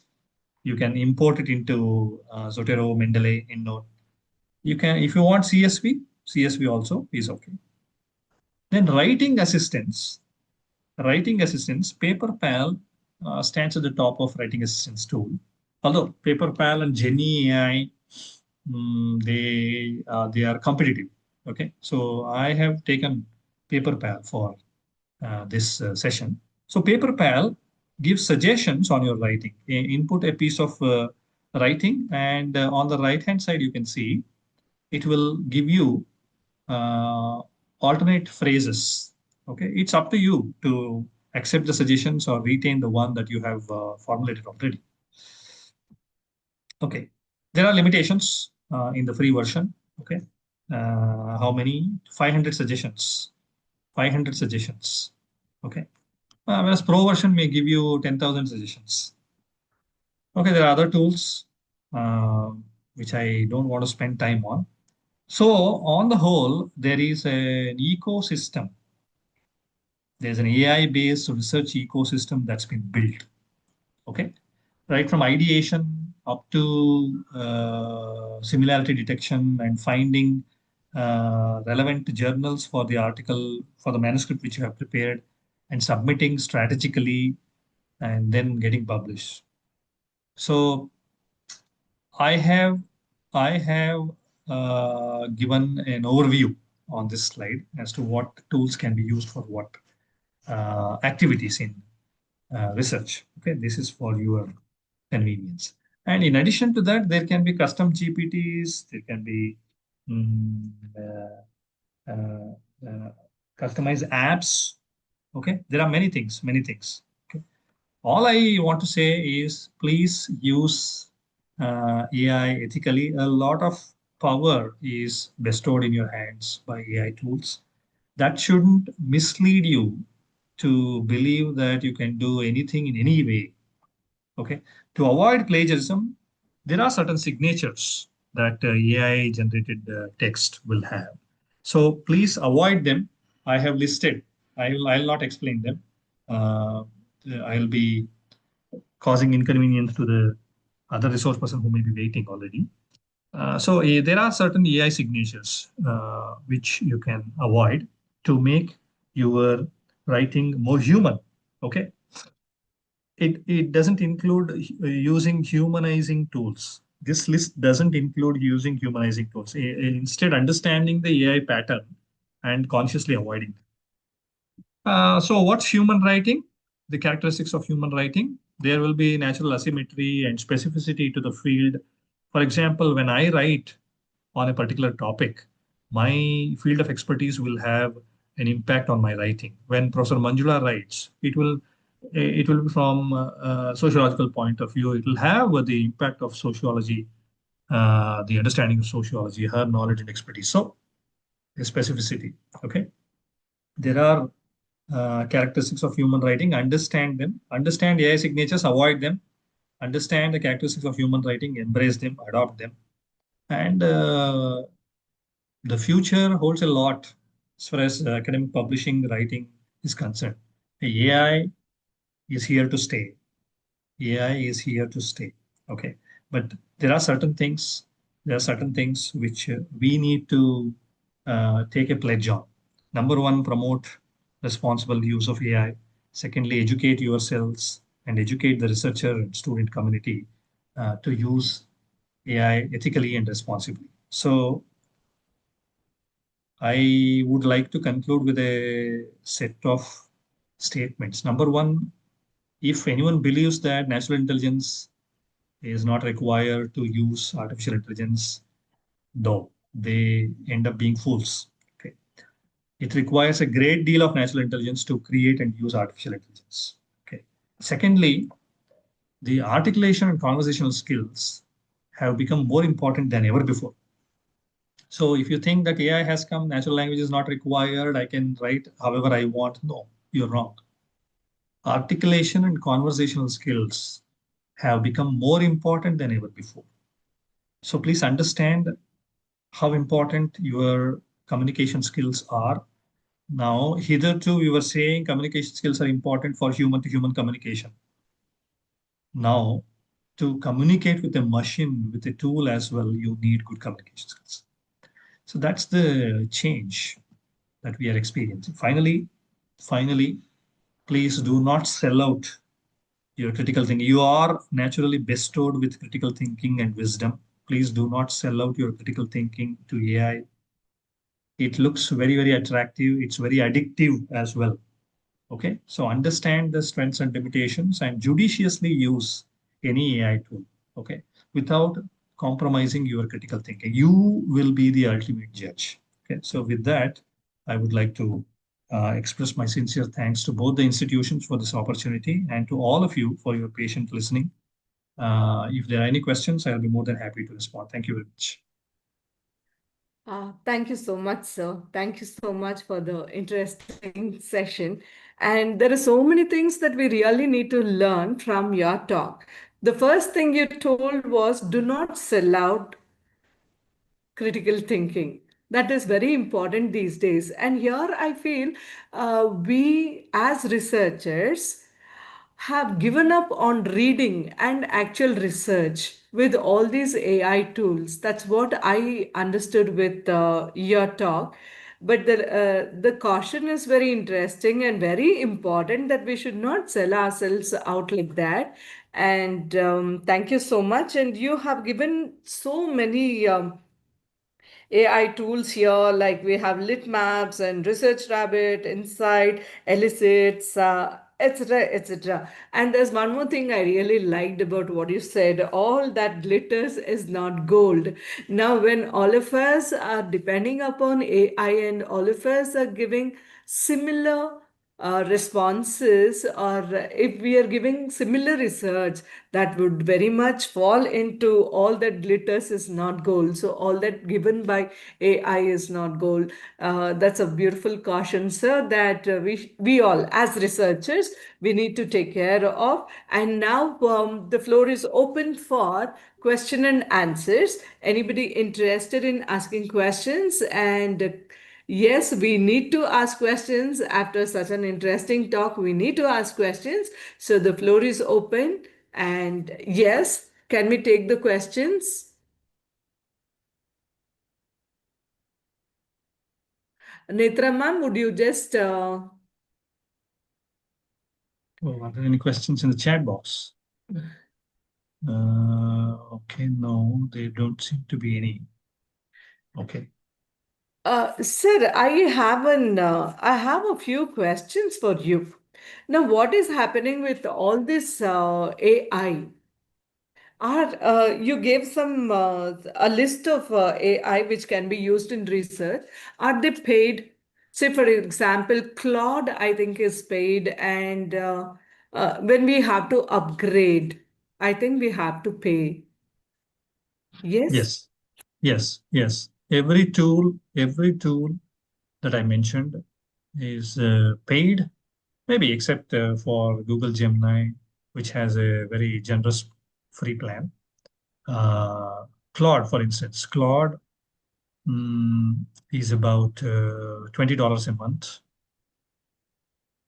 So uh, as you pay, you get better access to the features.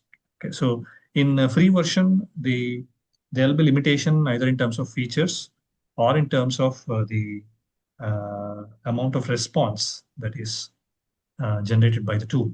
Okay, so every tool that I have mentioned has a free version, and I have used all free versions except for Site. Site AI belongs directly to my area of research. Therefore, I use Site AI Pro, and I use Claude. Yes, Claude. So Claude of late has been very helpful in understanding. I use Claude Pro. Okay, it's about $20 a month. Annually, if it is billed annually, then it comes around $70 a month. Okay. Thank you, sir. There's one more question I would like to ask on behalf of many of the participants. When we are dependent upon all these AI tools, aren't we giving away too much of our personal information? And if we are giving personal information, is it going to be a little risky for our privacy? And as you know very well, most of us are using ChatGPT as our therapists. Many people they're using it as a therapist. Wouldn't that be risky, giving away all our personal information? Yes, very much. Yes, very much. As an avid user of AI, I refrain from giving any personal data or information to any AI tool. Okay. Of course, minimal information is already drawn in terms of sign in. When you sign in, some data already gets exposed. Other than that, I refrain from giving any personal information. I do not advise people to use ChatGPT or any other GenAI tool as a therapist unless the AI tool is made for that. Unless it is made for that. So personal data gets exposed, of course. An AI tool may learn from your personal data. Therefore, lesser the better. Lesser the better. Photo ಹಾಕ್ಬೇಕಾಗಿತ್ತು background ಅಲ್ಲಿ ಸರ್ದೆ. Okay. So any other question? The university will have institute ID for top journals to use for students. Can we think of getting institute ID to use AI paid version? Yes, Harshavardhan, you can, but how long you remain in that institution matters. Okay. Yeah, once you get the pro version, paid version of any AI tool through the institution ID or through your personal ID, it doesn't matter. It doesn't matter. But if you are using it as part of the institution, yes, your institutional ID is better. If you're using it as an individual, then I prefer using individual ID. Please refer some free and authentic upgraded version of AI tools. Can you please let me know what AI tools specifically for what activity, Pavitra? All of those tools which I demonstrated, which I explained in my session are free, but free version of every tool has certain limitation. Pro version and different pricing plans are there. You can use any of them, whichever you can afford. Student friendly. All these are student friendly. All the tools are student friendly. All these tools are student friendly, but you as a teacher have to guide the students to use them responsibly, never to over rely on these AI tools. Okay. A fact check, manual check is absolutely essential. Absolutely essential.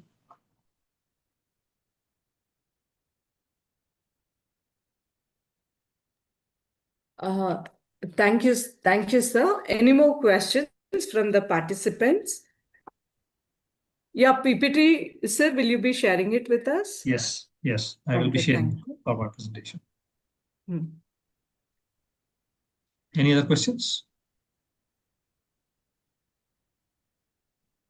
If we don't have any more questions, we shall move on to the next part of the event. That would be vote of thanks. Personally, I extend heartfelt gratitude to what you have done. This is not an AI generated response. It is from the bottom of my heart, because there is so much that we need to learn from you, and especially as a researcher, and as most of the participants are researchers, we were in need of all this.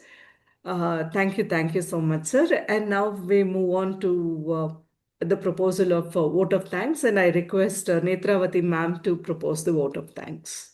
Netravati ma'am. Thank you, ma'am. Respected Principal Professor Ramakrishna Pavi, Dr. S. Gopal Raju, GFGC Anekal, Respected Principal Professor Manjula V, GFGC Bangaru Tirupati, esteemed resource person Dr. Rupesh Kumar A, Associate Professor, respected faculty members and dear participants. Good afternoon to one and all. On behalf of Dr. S. Gopal Raju Government First Grade College, Anekal and Government First Grade College, Bangaru Tirupati, it gives me immense pleasure to propose the vote of thanks for this session. First and foremost, I express my sincere gratitude to our principal, Professor Ramakrishna Pavi, for his visionary leadership and constant encouragement. Sir, your support has been the driving force behind the success of this session. Thank you, sir. Continuing, I express my sincere gratitude to Professor Manjula V, Principal, GFGC Bangaru Tirupati, for her unwavering support, guidance, and motivation in organizing this valuable session. Thank you, ma'am. I extend my heartfelt gratitude to our esteemed resource person of this session, Dr. Rupesh Kumar A. Sir, Associate Professor, Department of Studies and Research in Library and Information Science, Tumkur University, Tumkur. We are truly enriched by his knowledge, expertise, and grateful for his time and intellectual contribution. Thank you so much, sir. A special thanks to the organizing team of GFGC Anikal and GFGC Bangaru Tirupati for handling the arrangements as smoothly as possible. Finally, I thank each one of you for your active participation and valuable contributions in making this session successful in enriching learning experience. Once again, on behalf of the college, I thank everyone present here. Thank you. Namaskara. Thank you. Thank you. My best wishes for the rest of the FDP. Thank you. Thank you so much. And with this, we come to the end of session 1 of day 1. And we shall move to the next session in a short while. Thank you so much. Thank you again. Thank you, everyone.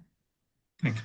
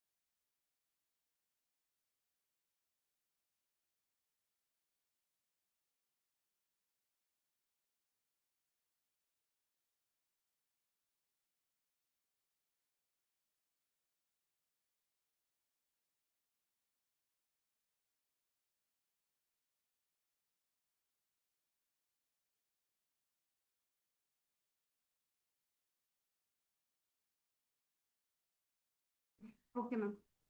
Good afternoon to everyone present here. We welcome all the faculty members and participants for the day 1 second session. It is my privilege and honor to introduce our distinguished resource person for today's session, Dr. Girish, BM, Professor of Commerce at Government Postgraduate College and PG Center, Chintamani. Professor Girish, sir, is an academician and research researcher with 28 years of rich teaching experience in various undergraduate and postgraduate programs. He has also served as a visiting faculty member. He has in many prestigious institutions, and he has contributed to the curriculum development as Board of Studies member and member of syllabus review committees of various universities, including Bangalore University, Bangalore Central University, and Bangalore North University. He has completed his doctoral research in the area of Indian financial market at St. Joseph's College, St. Joseph's Research Center, affiliated to Department of Commerce, Bangalore University. He has also successfully completed short-term course on applied financial modeling conducted by IIT Hyderabad in association with Dickinson University, Australia. His major areas of research interest includes financial econometrics and SAP in analytics. National level, FDP. He has also published extensively in UGC aggregated national and international journals. He has received several prestigious awards for his research contributions, including O.R. Krishnaswamy Award for Best Paper in Finance and CMA USA Best Paper Award at ICCBL. His research paper on pre-market price behavior of Indian stock market was also invited for presentation at National Institute of Securities Market. Professor Girish is well known in academic circles for his contributions to research-oriented workshops and FDPs, having conducted 22 workshops and FDPs, including practical on-hand sessions. Today, he is with us to share his valuable expertise on recent trends in empirical research as part of our national level 5-day virtual FDP on Research Renaissance, Navigating Ethics, Technology, and Methodology in Contemporary Scholarship. Sir, we are truly honored to have you with us today on behalf of the organizing institutions, Dr. S. Gopal Raju College, Anekal, and GFGC, Bangaru Tirupati, and all the participants. I extend a warm welcome to Professor Girish Sir's talk and look forward for an insightful and enriching session. The virtual floor is yours, sir. Thank you. Well, thank you very much, ma'am. I hope my audio feed is quite clear. I just need a feedback about my Yes, audio sir, feed. it is Is my clear. audio Yes, sir. clear? Is Yes, my sir. video Yes, feed sir. clear, ma'am? Yes, sir. All right. Very good afternoon to all my friends who have gathered here. Well, there are two things that come to my mind now right away, because I haven't quarreled with Ramakrishna sir, nor I have quarreled with my very good friend Manjula ma'am, because both of them have strategically placed me in a very difficult role. And I'm currently facing with two challenges. See, for a man, facing one challenge itself is a big thing, but I am right away facing two challenges, and I really don't understand whether I would be able to cope up with them. The first challenge is I've been asked to talk after one of the most gifted person whom I have ever met in my life, that is Professor Rupesh Kumar sir, because I am a fair acquaintance with him. I can proudly call him as my friend. And at the same time, I have attended many of his sessions, and I don't know how impactful it would be and how thoughtful it would be and thought-provoking it would be, and asking me to deliver a lecture, that too on empirical modeling and empirical research after he has spoken, will definitely make it quite challenging. And God should bless me now. The second and the most important issue is that it's a post-lunch session, which we always called as a graveyard session. And I wonder whether my friends would really listen to me or not. So for that, I'm a little bit intelligent in a way. I have designed this entire presentation not as a monologue, because I always believe in dialogue. And I have one or two activities that I have planned, provided my good friends who have gathered there have pretty good heart to participate in that. So I request the organizers to just keep the either chat box open, or you may also open the floor so that they can participate, and let it be in a participative way rather than me giving a prologue. So with that note, dear friends, now this is the time wherein we have to start rethinking about the way in which we conduct research, about the methodologies that we do follow while applying for the various statistical methods and designs and methodologies. That is because a researcher is always ridden with a lot of problems, and the micro or macroeconomic changes that have happened around us has significantly elevated research into a very complicated one rather than a very simplistic thing. That is because a researcher is expected to provide satisfactory answers, not only to his peer, not only to his guide or to the university, but also to the society at large. And because of the technological developments that have happened, I feel that convincing society, convincing your students, convincing your research pals is not an easy task anymore, because whatever you say will immediately be validated. So it is this validation, dear friends, on which I would be speaking for the next 1.5 hours about a particular methodology that always makes sure that you as a researcher would be safe enough to proclaim whatever you have done is true, to showcase to the world that your research is what it is, and to speak confidently about the findings that you have got, provided you have a valid support to it. So with this particular note, dear friends, allow me to start my presentation with the topic of the day.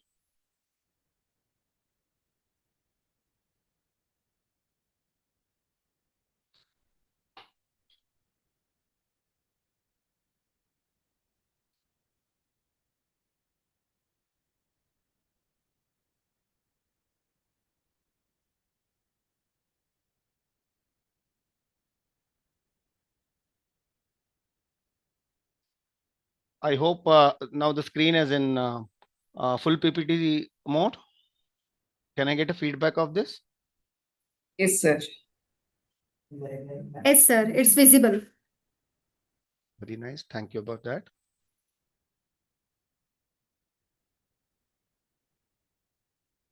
All right. Dear friends, in order to set a pace to the graveyard session, as I was mentioning all, and in order to wake you up, not that I'm commenting any such, but that happens to be the order of the day, second session. Therefore, I'm giving you all a set of questions to start thinking upon. So immediately come with me and start thinking about these questions that I'm going to ask you right away. Question number 1. Now look at this particular research proposal. Does digital payment adoption improve the financial performance of small retailers? Now this is the question. In case if I give you a choice of giving me a methodology, how would you identify the key aspects of this particular statement? Can I get 1 or 2 feedback?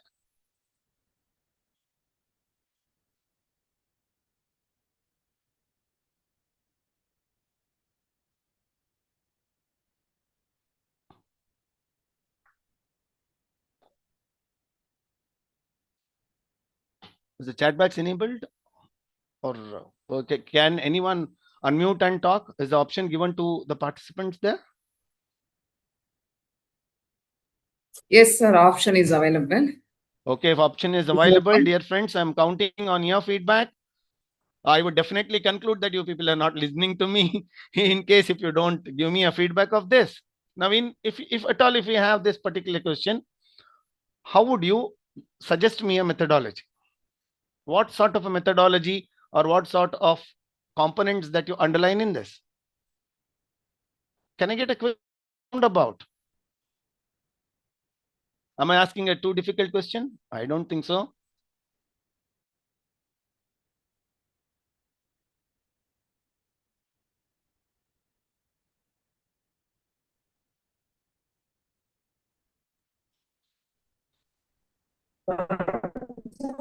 Sir? Yes. Yes. Okay, maybe there is a network issue. Nevertheless, in order to save the time that we really don't have, and based on the number of slides. Yes. Sir, digital payment, it can improve the collection and receiving methods can be useful for the retailer, sir. Collection methods. Speed up in the collection and payment. Speed up. No. I'm asking about the research methodology, sir, not the solution for the research problem. Anyway, thanks a lot for your contribution. I appreciate it. Now let's quickly move on. Let's get back to the question that is posed on your screen.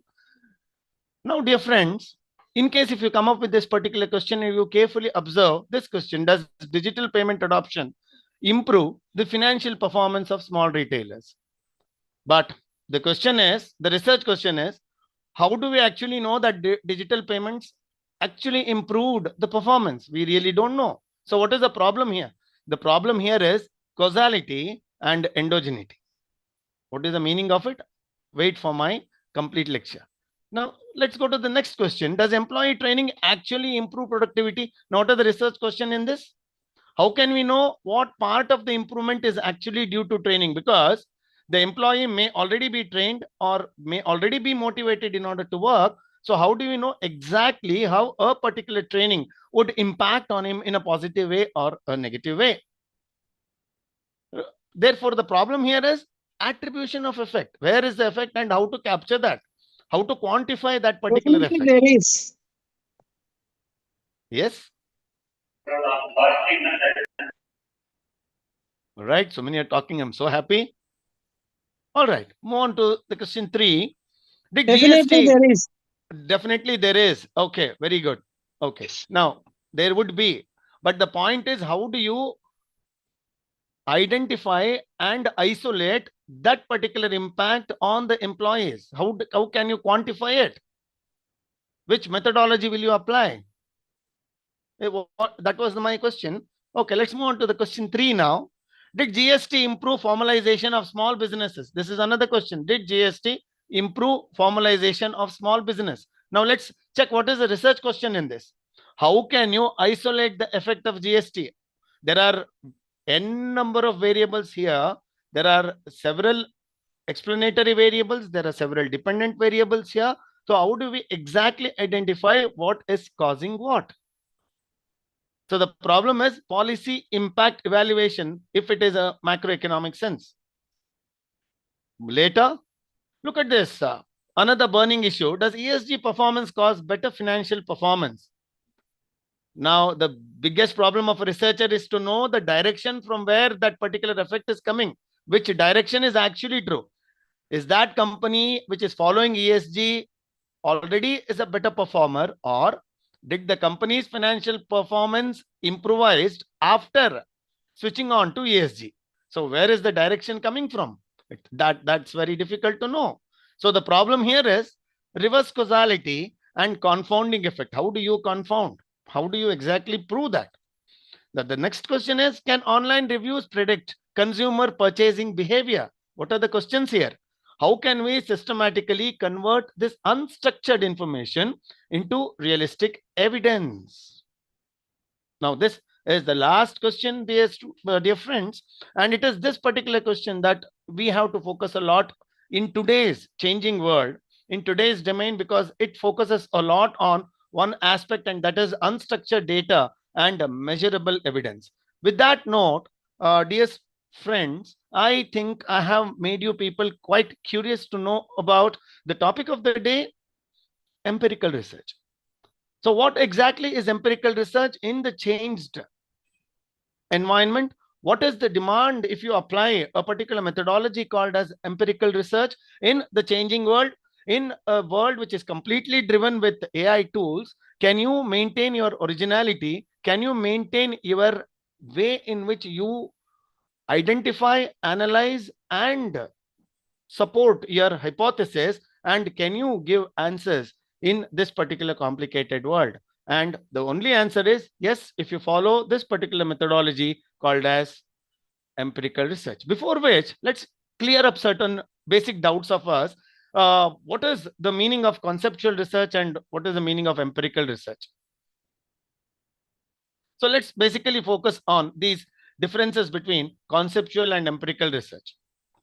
Now, conceptual research here refers to a research which is based on a concept. It is based on an abstract idea and a theory that has to be understood. Whereas empirical research is a type of research where conclusions are drawn from verifiable evidences. Now, this is where you people have to be very focused about. That is because empirical research always and always identifies, follows, believes, propounds, suggests, and analyzes and underlines something called as verifiable evidences. Whatever claims that you are making as a researcher would be verified, would be underlined, and would be further supported by observation or experience and by the methodology called as empirical research. Now, in case of a conceptual research, it involves abstract ideas that cannot be practically experimented. Now, if I'm speaking about a beauty, if I'm speaking about a painting, now I can express my perception, and my perception cannot be measured and compared with the perception of another because it is my own. So that is the biggest problem here. Oh, we cannot compare, we cannot verify. But here, in case of empirical research, it always involves a phenomenon that are observable and measurable. Now, that phenomenon could be anything. It could be a problem, it could be a social stigma, it could be a important aspect in one's way of life, or it could be a particular area that has not at all been researched upon. So the gaps are many. But whatever it is, that happens to be a way in which that particular property keeps behaving, and it is identifying the behavior of that property. Now, that property or a variable could be anything. So empirical research always observes, identifies, and the best part of the story is it measures the behavioral pattern of that particular variable which is in question, and then would provide irrefutable solutions to your research work. So, this being the case, what is the methodology that is followed in empirical research? Dear friends, methodology here is almost similar to many other methodologies that you follow, but in a systematic way. Here we cannot substitute one step to another. There has to be a methodology, there has to be a sequencing. So the first thing is you have to identify a research problem through research gap, which Rupesh Kumar sir would have definitely said, because he is a person who keeps telling us how to identify a research problem. So maybe once when you have identified a research problem, once when you have identified your topic of your research, the next question is you have to frame few research questions like how I showed you in the questions that I posed to you at the beginning of my presentation. Now, these research questions would at a later stage become the scope and objective of your research. As you all know, it's not that I'm telling you something new. The next concept is research design. Now, how do you design that particular methodology? And in an empirical research methodology, it would always be observable, quantifiable, measurable data. That is what it is. So then once you identify the way in which you have to structure your research, it comes the question of data generation and data acquisition. How can you generate the data? In case if your observation is qualitative in nature, then how can you codify it, and how can you acquire that particular data? How can you generate that particular data? If that is not the case, how can you identify a data and how can you collect the data? It could be in various other forms like surveys or observations or various other methods. Now, once when you collect the data, as you all know, you need to measure the data in order to understand their properties. It could be ordinal, it could be nominal, or it could be data interval, or it could be a continuous or a ratio scale.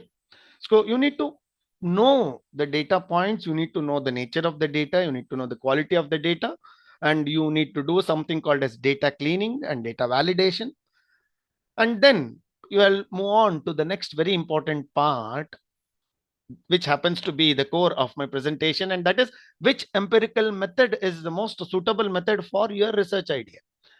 Let me tell you, my dear friends, it's not that you don't know, and it's not that I am giving you all something for the first time. It's some things that you know and I know, but I have been given this opportunity to speak, and that is what is the difference, I believe.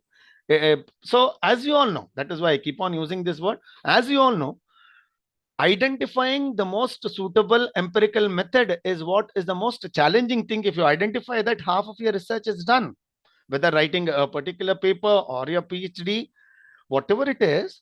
If you identify the first 1, 2, 3, 4, the next issue is how can you identify that particular method which will help you to understand the hidden meanings, the hidden behavior, the pattern, and the hidden answers in the data that you have gathered. And further, the same methodology will tell you how to present it in an irrefutable way, in a way which can be accepted by people, in a way which can be decided by the people. That you have done a quality research. So your method is the most important thing in the entire research process. And in the questions that I posed you in the beginning were directed towards you to start thinking there are so many variables, there are so many contexts, there are several assumptions, there are several presumptions, perceptions. So there are many things that happens once when you collect the data.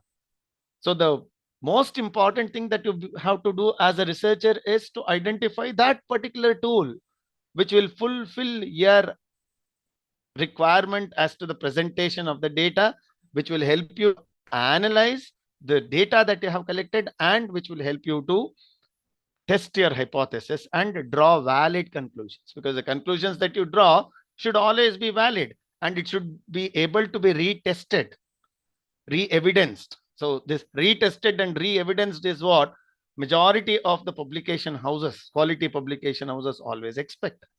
And deciding the right method is what makes you whether you are doing the research in the best way, or there is some particular problem where you may find the hiccup at a later stage.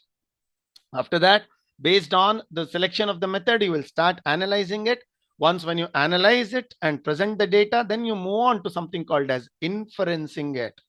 You will inference the results of the empirical methods and their solutions with the help of the real data that you have collected, and you will draw certain generic inferences in the form of hypothesis testing. Once when you do that, and once everything is fine, you do in our quantitative analysis, we do something called as data validation. We'll do diagnostic tests. Now, majority of the tools that you get in today's world will always have an inbuilt safety net where you can test whether the result that you have got is validated or not, is correct or not, can it be rechecked, retested or not. So in that way, we are quite lucky people who are doing research in this particular domain. So once when the validation is complete, you are a free bird. You can announce to the world that yes, you have done this particular research and these are the irrefutable evidences, and this is how you can start doing a publication of the result, or show the result, or move on with your further research. So that is empirical research methodology that is there. Now coming to the core area of our entire presentation. Now this empirical research is not one particular method. Whenever the data that you have taken, whether it is qualitative or quantitative, that is immaterial. When the methodology that you follow includes verification, validation, testing, coding, and objectivity, we call it as empirical research application. Now, once when that empirical research methodology is finalized, that this is what you have to apply, then you have to smartly decide where your data fits into. Is it a quantitative empirical method? Does your data fit into qualitative empirical method? Or your data is so special that whether integrated approach needs to be used or not. So that is the biggest question that one has to face. And if you can follow my remaining presentation, you may be in a better, already you may be in that position. It's not that I'm commenting anything on that, but this particular presentation may help you people to decide the right tool to the research that you are doing or proposing to do. With that note, dear friends, let me begin with the subject matter of the day, empirical research methods. Now, this is what is it. Now, do not get confused, do not get offended. So there are several, like how I said, as your research questions are different, your variables are different, your tools are different, your research questions are different, research gaps are different, so are research methods. You cannot just say there are two methods. There are several methods to which we can classify the empirical research. And in today's lecture, we will be focusing, we'll have a bird's eye view of all these methods. And in these methods, I have tried to incorporate the latest changes, the latest developments and the latest trend that is being followed everywhere. I may be limited. I don't know. I'm giving you a disclaimer that I have tried to my limited ability to include the entire trend based on my limited ability and understanding, which may or may not help you. So be with me, and let's start quickly with the first very important method, and that is called as quantitative empirical method. What do you mean by the term quantitative empirical method?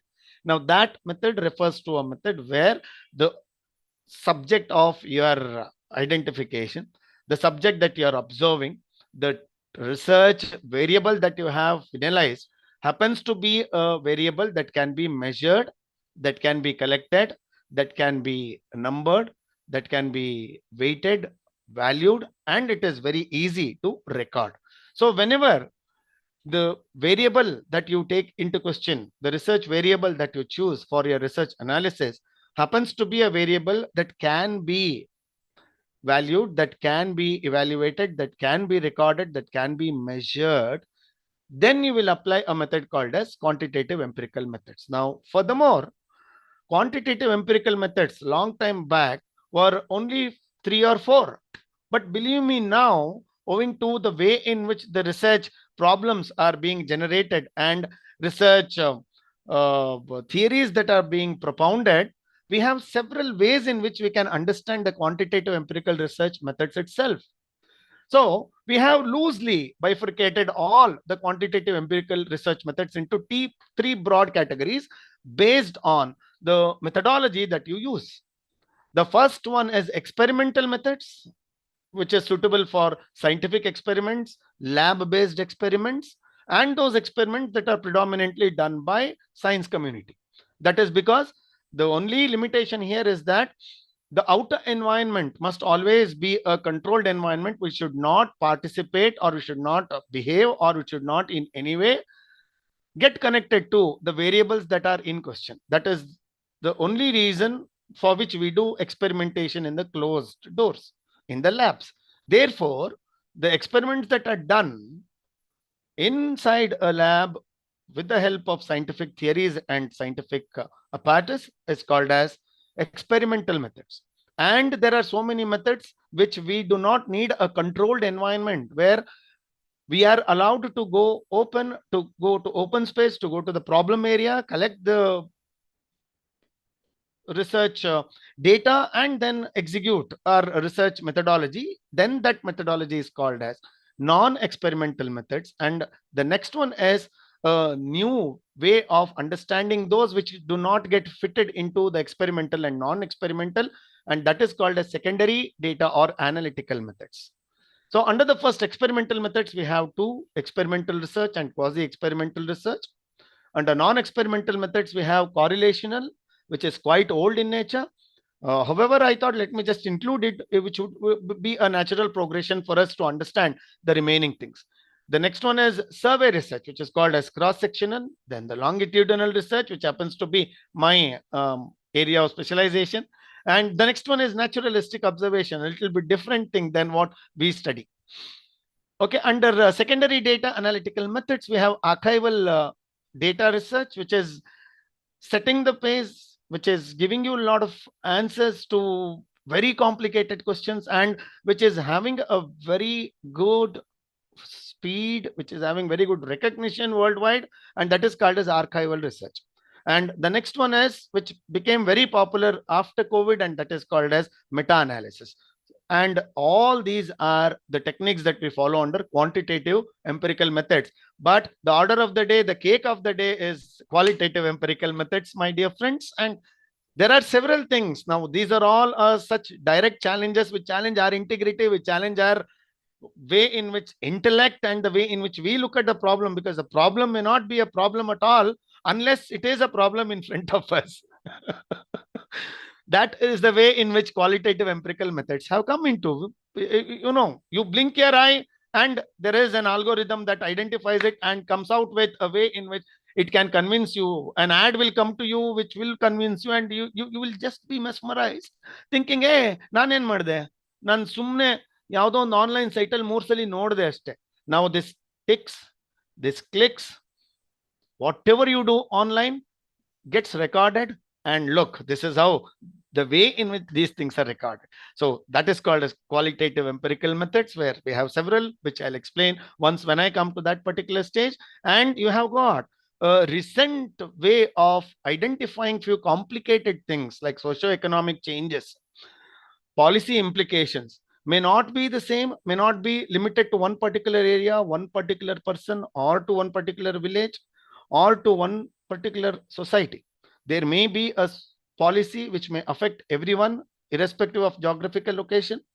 When the data is so massive, one single method may not be able to provide all answers. Therefore, we have a very unique way of understanding research methodology nowadays, which are called as integrated approaches. Dear friends, this is where the entire research is being focused at, and this is where a lot of developments are happening, and this is where a lot of research buzz is being heard of, and that is integrated approaches. So I thought, look, I'll have to include all these and give a little bit of whatever I know, think of integrated approaches. So I'm a big fan of mixed methods research, which is providing lot of answers, which is opening up lot of closed doors, and it's giving fantastic insights about those variables, those latent variables, those hidden variables that never have been identified at all in the past studies or in the past literature at all. So that is mixed methods, sequential designs, and convergent design. So without wasting our time, let's quickly move on. This is a nutshell of my presentation. Let's move on to the first one, quantitative research methods. I'll assume for the time being that you people are novice and you're beginning your research for the first time. So let me make that fair assumption, so that it will give me a lot of guts to start thinking about this basic thing. Now, the first one is called as experimental research. As I told you, it's a systematic approach. Now, at this stage, let me just give 1 second break, because I feel that I'm rushing away because the content is so much. Can I get audience feedback whether I'm too fast? Can anyone comment on the pace, please? Am I fast? See, this is a problem with monologue. We'll never know whether people are listening to us or not. Hey, are you all listening to me? Hi. Can I get a feedback whether I am too fast? No, no, sir, no, sir. No means what? You're not moving fast, sir. We are Yes. comfortable. Is my pace okay? Okay, sir. Okay, sir. Thank you very much. Thank you for that feedback. All right. So let's continue with this. Now, experimental research happens to be a systematic approach, as I told you, which happens in a controlled environment, where you always focus at one thing, and that is cause and effect relationship. How? By manipulating your independent variables. You already know your independent variables.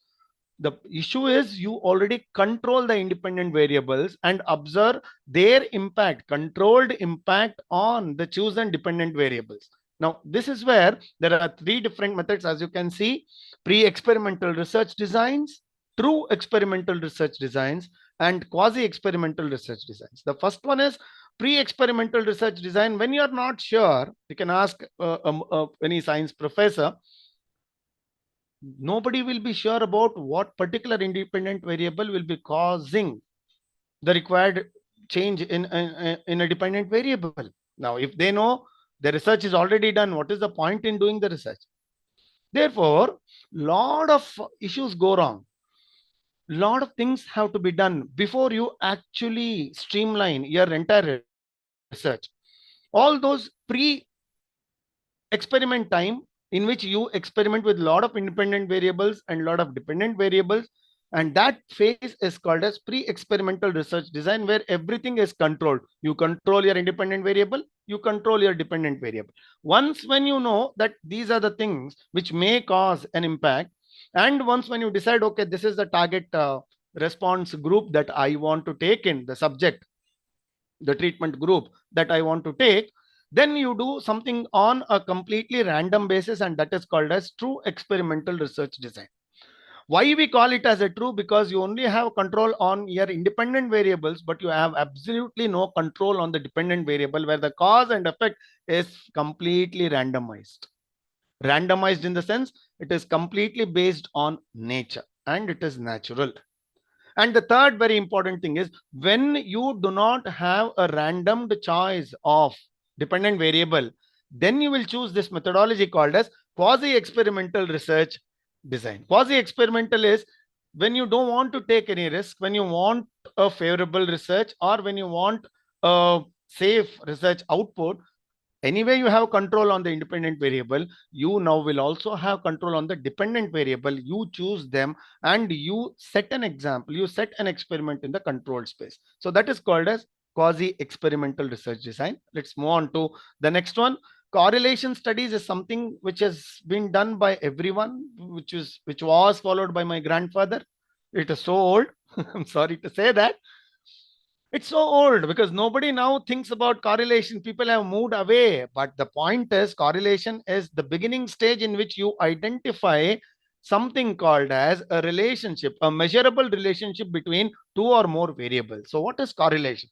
It's a statistical measure that expresses the extent, the strength to which two variables are linearly related. Now, this word has to be underlined and kept in mind by you all because it is very important for us in this entire presentation.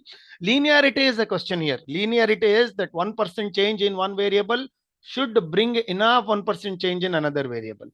If it is not 1%, at least 2% or 3%. So that is called as linear. The impact should be in a position of drawing a straight line. So that is called as a linear. So this linearity is what is tested in case of correlational studies, which is the beginning point of our research. Because when we choose the variables for a study, we should first think whether they are related or not. When we take a particular research topic, when we take a research variable where there is no absolute connection at all, then we cannot do anything. So correlation will help us in the beginning stage to at least select what variables we need to take up for our study. So there are two things in correlation. One is there is a linear dependence. The second one is it will also tell you the strength of the relationship. So here in this particular chart that I have shown to you all, we have different stages of correlation, which is always measured, as you all know, with a relative number -1 to +1. So that is the relative number which cannot exceed. The correlation coefficient cannot exceed 1. It has to be from -1 to +1. If it is 0, it is no correlation. If it is moving towards positive, then there is some correlation. It is moving at a higher degree, then there is a strong correlation, and the reverse is negative correlation. Negative correlation is the two variables are inversely related to each other. Somehow they are related. That is what is very important to us in our research. Now the question is, people were not happy with correlation. They moved away. As I told you, people moved away from correlation and the new buzzword started repeating for being followed. Even today it is being followed, and that is called as regression. So regression is one of the most important aspects, one of the methodologies on which the entire empirical research is resting upon. But now I have a question to my friends whom I think are following my lecture, and that is, when we already had correlation, why is it that we need regression? Can I get some answers from my friends? I just need to ensure whether you're listening to me or not. So can I get some answers?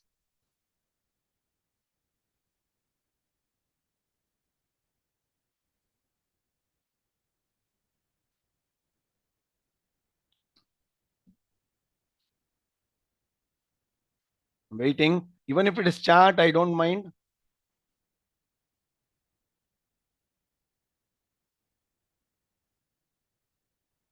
Even if you give your answer with the chat, I don't mind. Or if somebody unmutes and tells, I'll be very happy. My simple question to the entire participants here is, when we had a measurable, identifiable, recordable methodology called as correlation, why was there any need for us to have regression? Estimation of unknown number. Ambika ma'am, thank you very much for participating. To know the correlation between the variables, sir? No. When there is already correlation, why should you know correlation, ma'am? When correlation is already there, Why do you need regression? Estimation of unknown number with known number. Okay. Any other answer?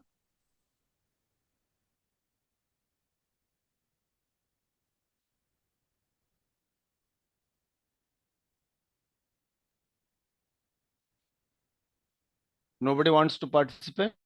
To know how the variable changes. You know it with correlation itself. So that is what is the strength, and that is what is the beginning stage of having regression. Dear friends, you're not participating. So I am wondering what's happening. It's okay. Why regression?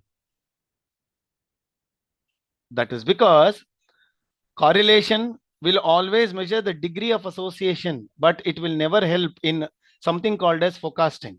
Why is it so? That is because correlation does not capture one of the most essential aspect of the relationship between two variables, and that is called as causality. So regression completely puts emphasis on this particular term called as causality. What do you mean by causality?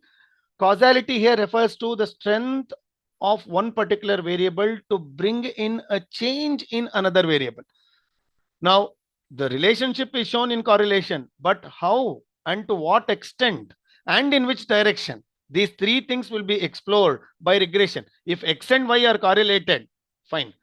Is X causing Y or is Y causing X? This cannot be told by correlation. It only tells X and Y are related to each other.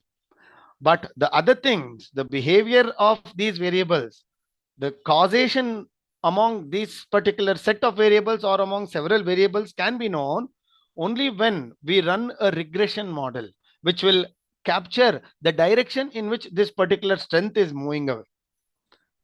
Moreover, in correlation, it will not make any differentiation between X and Y and X. If X is correlated with Y, Y is also correlated with X. But that is called a symmetry. In either way direction, it is the same. But it is only in regression you will know which particular aspect is bringing in a change, causing that particular thing. So X to Y is not the same as Y to X. So this particular most important phenomenon will be identified and will be isolated by regression models. So the graphical representation of correlation is always one point, but linear regression is always one line. So what is regression analysis? Regression analysis is concerned with describing and evaluating the relationship between a given variable and one or more other variables. It is an attempt to explain the moments in a variable by referring to the moments, as it was said by Ambika ma'am. By knowing the known, you will try to know the unknown. Fantastic answer that was given by ma'am. I appreciate that. So it is an attempt to know, to explain and to isolate, capture the moment in one particular variable called as dependent variable by observing the changes in another variable that is called as independent variable. Now, earlier there was only one type of regression, dear student. I'm sorry, dear friends, and that was OLS, ordinary least square equation. So ordinary least square equation happens to be the basis of your linear equation models that we use in regression. But as and when research progressed, as and when the data changes and the data variables started changing, as and when your research questions became more and more complicated, nowadays we are not only speaking about ordinary least squares equation, we are not speaking about OLS regression at all. There are a lot of developments that have happened from OLS to various other ways of understanding by using the same regression methodology. So I thought this would definitely be apt to make you all understand the trends that are happening in today's world. Okay, now in this, first let us move on. In order to understand the remaining things, it is very important to for us to understand what is linear regression. Now here, linear regression examines the relationship between a dependent variable with one or more independent variable. But the problem is both the variables should be in a position to be measured. Both should be continuous variables. Both should be in the interval scale. So unless and until the variables that you take into question, whether they are dependent variable or independent variable, that is quite immaterial. If the variables that you take into questions are both continuous in nature, you can apply regression, that is linear regression. Otherwise, you cannot apply linear regression at all. For example, prices of shares and commodities, inflation and money supply. So all these measurable identities can be brought under linear regression models. But the problem is our research will not be limited only to that. Many a time we may also be needed to take various other forms of variables such as categorical variables, nominal variables. If that is the case, can we or will we be able to apply regression methods? Yes, definitely. For such things, you have something called as logistic regression. Now, here it is a type of a regression where the dependent variable is categorical in nature. So, categorical variable, as you all know, refers to a variable which does not have any property of its own other than being recognized. 1, 2, 3, 4, 5. That's all. 1 is not the highest, 5 is not the least. It is only a way in which you identify a particular variable. That is called as a categorical variable. So when your dependent variable is categorical variable and when your independent variable is a continuous variable, then you have to use something called as logistic regression. Logistic regression will only tell you one or two things: yes or no, do or don't. That's all. Instead of predicting a continuous value, it estimates the probability that an observation belongs to a particular category. It will give you an association in terms of a probability, whether you should do it, whether you should not do it. For example, a bank can use logistic regression to examine whether income, credit history, age, and debt influence. All these four are categorical variables, which will only tell and describe that particular variable and nothing more. These by themselves do not have any statistical power. Therefore, we call them as categorical variable. So these have a probability that a customer will default on a loan. So all your credit scoring models depend completely on logistic regression. The third one is polynomial regression. Now this is very interesting. Now it is an extension of linear regression provided if one of the independent variable that you take do not have a linear progression. I told you there must be a linear relationship. When x goes by 1%, y should go by 1%. But what? When x goes by 1%, y goes by 10%. It can, for example, population explosion. For example, money supply. For example, interest rates, poverty rate. These have an inherent tendency of explosive in nature.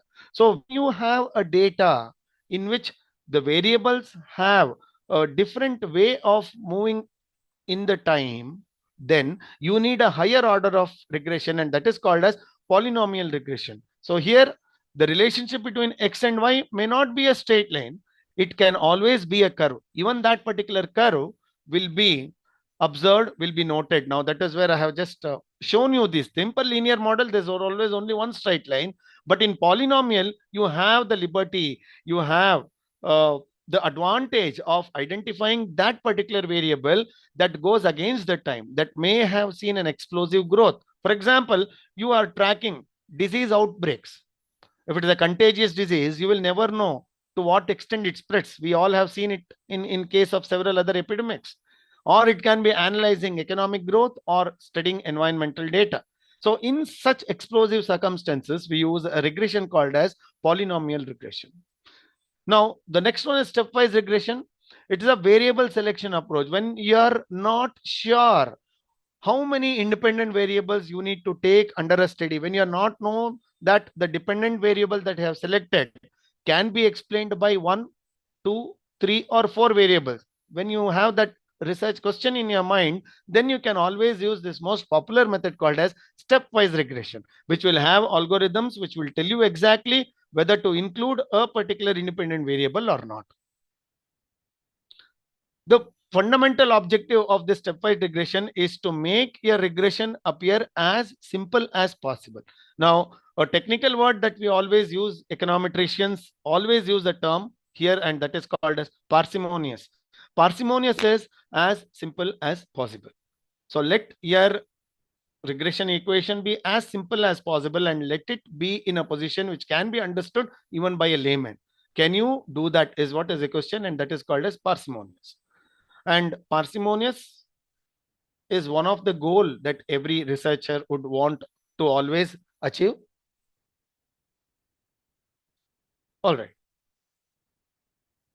The next one is, the examples for that is exploratory data analysis, feature reduction. Feature reduction here refers to reducing the number of variables that you have taken into consideration.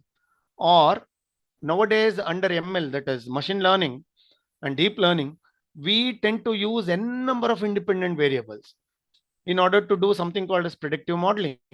So whenever a predicting modeling has to be done, then we will use this stepwise regression. The next one is ridge regression. Don't worry about it. It speaks about something called as multicollinearity. Let me not bother you much about that. When you take n number of independent variables, x1, x2, x3, x4, there is a possibility where x1 may be related to x2, x2 may be related to x3, or there is a way where x2, x3, and x4 may be applying its due force on x1.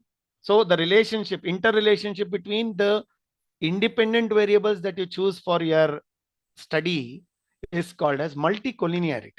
In case if there is a multicollinearity, that will have a combined negative impact on the dependent variable where you cannot know the result shown is genuine or not.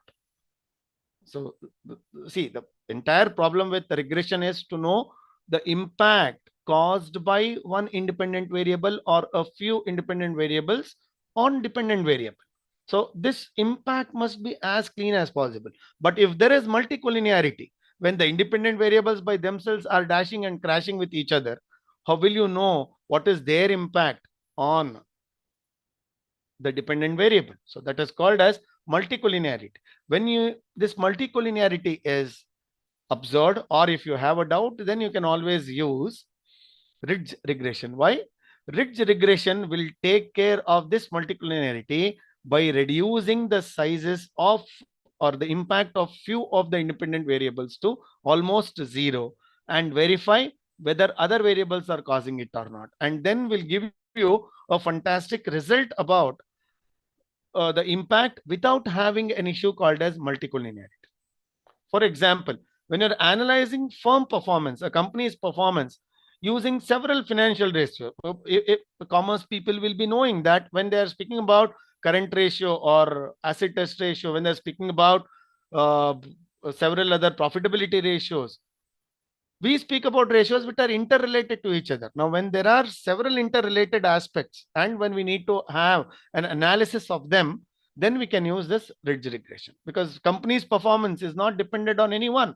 It may be related to cash, it may be related to stock, it may be related to HR practices. So when you have a number of such variables that are completely dependent on each other, then you have this ridge regression. Then you have another one called as lasso. Lasso here means least absolute shrinkage and selection operator. You need not have to bother, because once when you apply lasso regression, it will run a regression.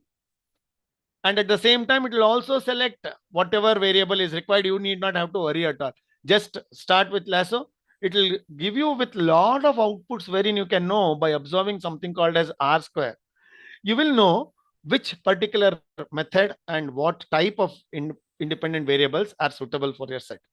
So that is called as lasso regression, which is very much useful in medical research, image and signal processing, recommender algos. What do you mean by recommender algos? I'll particularly take it up in the next part of my presentation, and that is qualitative research. I need the recommender algos a lot. What is recommender algo? Recommender algo is an algorithm that is written by taking into consideration the qualitative variables. All right. All right. So the last one under this regression is elastic net regression, which will take into account both the ridge regression as well as lasso regression. In ridge, we understood that it will have a problem with multicollinearity, so it will make one particular independent variable absolute zero. And in lasso, we learned that automatically prediction will be done by that regression itself. So a mixture of these two will be taken into something called as elastic net regression. Those who are new to research can please try to do more study on it, because this is taking up lots and lots of attention nowadays. Example, financial risk prediction involving numerous correlated economic and financial. If you are doing any macroeconomic survey, if you're doing macroeconomic research, when you are not sure about the independent variables which are causing on a dependent, you can always use this regression. All right. So all these are about regression analysis and the regression methodologies that we need to follow. If you observe in that particular chart that I have showed you, that the second most important thing, that is under quantitative non-experimental research, the most important one is cross-section and longitudinal research. So what is the meaning of cross-sectional study? Majority of few people do it. That is called a survey. What do you do in survey? You collect the information from various respondents at one point of time. So when the time is constant, but when you collect the data related to several variables, then you call it as cross-sectional study. It is a type of a research design in which you collect data from many different individuals at a single point of time. Whereas the next one is called as longitudinal study or time series, where one particular data, one particular variable will be studied over a period of time by observing the changes that have happened. For example, a company share price will be taken into consideration, and the movement in the share prices, ups and downs in the share prices, will be studied for a period of 1 year, 2 year, 5 years, or 10 years. And that type of research design is called as longitudinal study, or it is also called as my specialization, which is time series econometrics or time series modeling. So this is a pictorial representation of it. When there are different groups which are compared at one point of time, that is called as cross section. When you take any one particular variable and you observe it over a period of time, then that is called as longitudinal or time series data. And the methodologies for cross section is different. The methodology for longitudinal study is different. Now, if you ask me a question, Girish, I have 5 to 10 companies. I'm very much eager to know where to invest. Now I think I'm capturing your attention. Now, if you say that, Girish, I have 1 lakh rupees and I'm fascinated with 4 to 5 companies, can you suggest me which type of company should I invest in? So what should I do now? Can I apply cross-sectional study, or should I apply longitudinal or time series study? Can I at least get some inputs from my audience? Once again, let me tell the question. The question is, my good friend has come and given me 1 lakh rupees, and he has asked me to invest it in 4 to 5 companies. Now, how will I tell which particular company or in what way that entire amount, how I do portfolio management? So will I take up cross-sectional study where I take each and every company into consideration, study its share prices, study its balance sheet at one point of time, and then tell him? Or will I take one particular company, study it for years together, then go to another company, study it for years together? Will I do like that? Can I get some responses?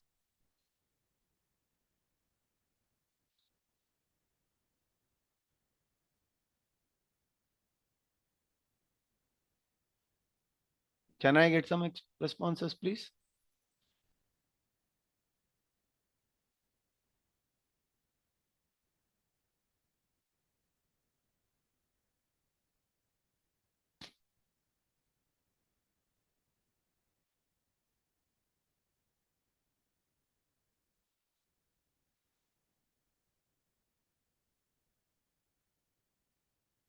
No answer?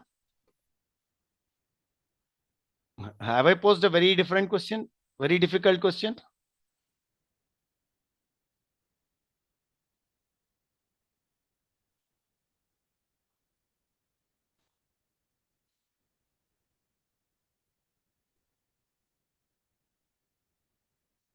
All right. Let me give the answer. I wish someone would have just told me something. What type of methodology should I use when I get such a complicated question? I have 5 to 6 companies with me, and I have to tell which is the best one or in what I should invest or not to my friend. It's as simple as this. No chats in my chat box, no message.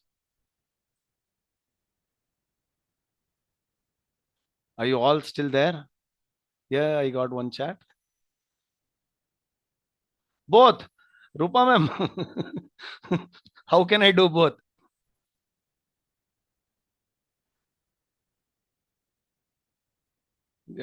In fact, that particular answer is partially right.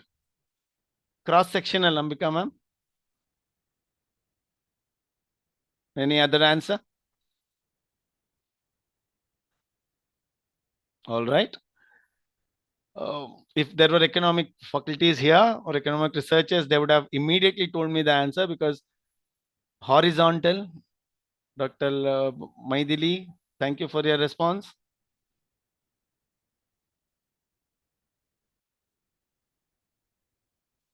No. In case if we are bothered about a large number of variables, and when we are also worried about their change over a period of time, then we have another methodology that we follow, and that is called as panel data. So panel data is a combination, as one of the participants told me. It's actually a combination, but not both. It's a combination of cross-sectional dimension plus time dimension. That is, various firms will be studied across a period of time in order to identify the changes that have happened in them, or in order to know the answer for one particular question that I have in my mind. Maybe profitability, maybe asset generation, maybe portfolio balancing in these companies, or maybe by growth in the balance sheet. If I have a common question, and if I need to study a number of companies for number of years, then I apply a unique methodology called as panel data. Why? It allows us to examine the individual heterogeneity, because every company is different. So we need to respect that, and we need to have an understanding about it. The second one is change over time. We can also understand the changes that have happened to that particular company or to those companies over a period of time. The next one is temporal relationship. Because of the time, has anything happened in them? Did the moment in time cause some sort of a behavioral change in those variables in those companies? Or if there is one particular aspect that is there only in one company and not in any other company, when all other companies are failing, only one company was making huge profit.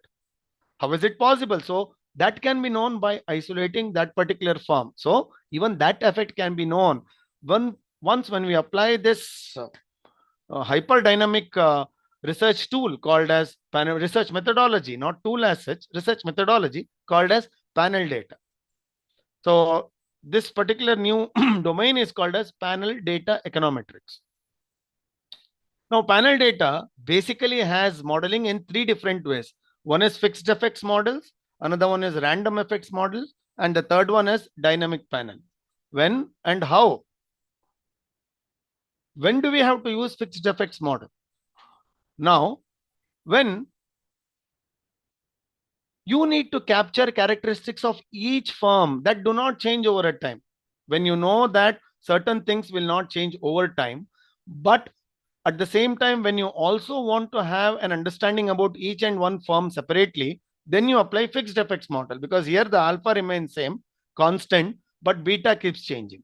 But in the next one, you assume that every company identity is entirely different. Therefore, you take one common intercept, and when you add a random entity specific component to it, that is a change of whatever you want to do, whatever is there. Along with that, when you want to identify the entirety, then you use random effects model. And when you use the previous data, that is, when you want to know something about today, by taking yesterday into consideration, we call it as lagged variable. So when you take and incorporate lagged variable into your research proposal, you have to use something called as dynamic panel. All right. So this is about the panel data regression models, which are very much in use nowadays. You can very well apply it when you want to know. See, the research question is very important.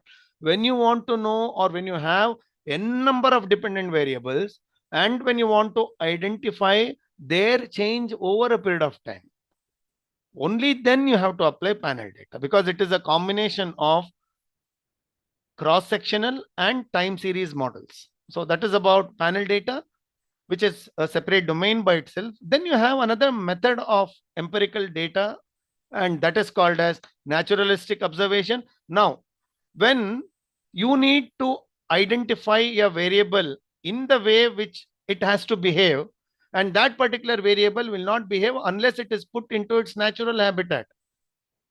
So if you want to know the growth of a plant, you have to sit in front of the plant, because when you want to grow the plant inside your house, that is entirely different from how it is grown outside, because it will be exposed to natural environment. So when you want to study a variable, a research question or a research variable in its actual settings, then you use something called as naturalistic observation, where the researcher will somehow be a part of that entire natural setting. He'll only be a keen observer who will be completely observing the changes that are happening in the research topics in that particular research subject, and will be identifying and jotting down various aspects. And that is called as naturalistic observation. The next one, which is becoming very popular owing to several clashes, issues which are socio-economic in nature, which is called as archival research. What do you mean by archival research? Archival research is a type of research that involves finding, studying, and using original records and documents. Now, original records, original documents can be found only in libraries, it can be found in museums or government storage. For example, there are several things that are happening, that have happened regarding an issue that is ever burning in case of Taj Mahal. So how the government is trying to face it, and how researchers from both the dimensions are trying to prove it up, completely based on archival research. They are producing evidences from several years back. They are providing evidences right from that particular person who had witnessed that change, or they are producing evidences that are irrefutable in nature. So if nothing else matters to you, only the originality is important, then you have to do something called as archival research, because the questions are like that. It will be so socio-economic centric and societal issues such as Taj Mahal or Gyanvapi or Bhojshala, whatever is happening there, where two different sects are providing evidences in a different way. Now, the only way in which it can be sorted out is by providing authenticity. How can you provide authenticity? By verifying the authentic records, and that is where archival research is gaining a lot of importance. Now, the next one, which is also very important, is called as meta-analysis. Now, meta-analysis particularly became very popular in the post-COVID situation. Why? Because it is a statistical analysis that combines the results not from one particular aspect or from one particular domain, but when one domain, one area, one particular theory, one research methodology will not be able to provide a satisfactory answer, then you have to take up this mammoth type of a methodology called as meta-analysis studies, where several approaches, statistics, pooled estimations, and different other methodologies of whatever have happened till now will be taken into consideration, and a systematic understanding of that variable or that research question would be built by a researcher or a team of researchers. So several, now here there is not one particular domain in which you have to focus. There are several mammoth data structures that you have to take into consideration, or the entire past research you have to take into consideration, not only from your domain, from also various other domains. And then you may be able to find out the real reason or the answer for that burning research question. So where is it useful? It is useful in cases where we really do not know what is happening. It can be a socio-economic, a socio-cultural issue, or it can be an epidemic that outbreaks for which there's absolutely no background at all.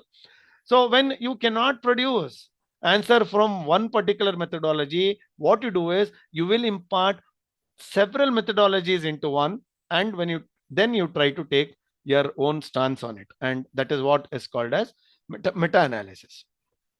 Now let's move on to the second most important aspect, where the world is witnessing a lot of changes and where slowly focus of the entire research community is focusing upon, because of the novelty, because of the way in which the research questions are being answered.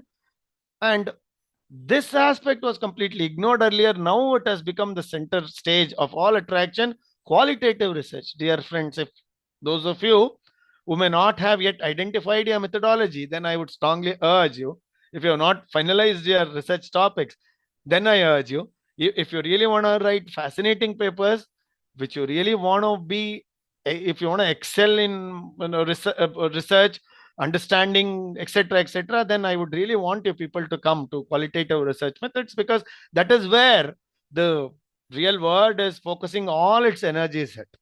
So let's move on to this now. Qualitative research methods can be broadly classified into these things, which depend on the empirical method that you apply. So you have several research methods. Now when even after applying all these, if you cannot find an answer, then the approach of yours itself should change. And that is where I have incorporated these three things, which are the most hotly debated topics of research in current scenario. One is mixed method research, another one is sequential designs, and convergent designs. That's why I name it as integrated approaches. Now let's get back to this. Qualitative empirical methods. The first one is case study research. Fortunately, you have a session on how to build a case, how to identify a case methodology, and how to go about this. So I'll not be speaking much about it.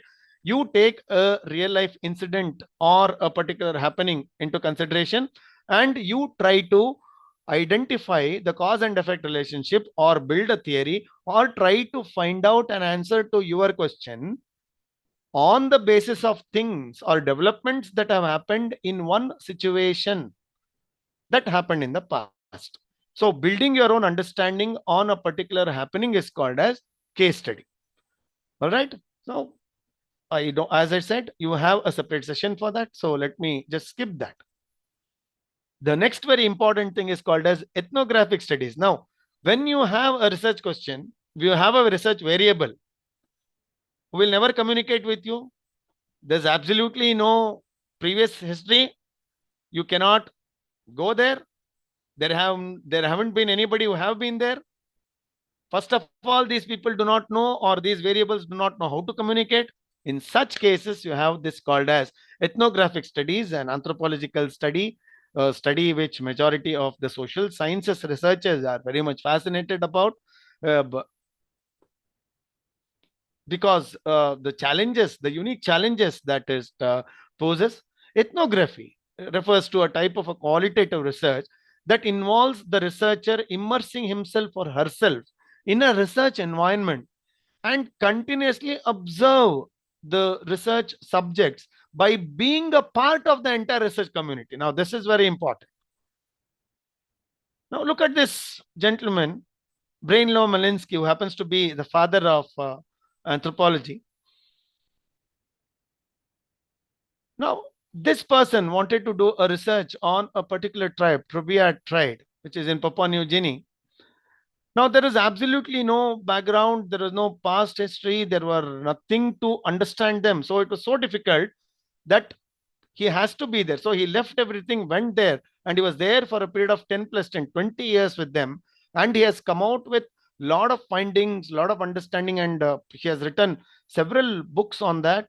And he is an authority on ethnographic studies, and he has given a new perspective to research by being a part of one community, one particular inaccessible community, very slowly being accepted by them.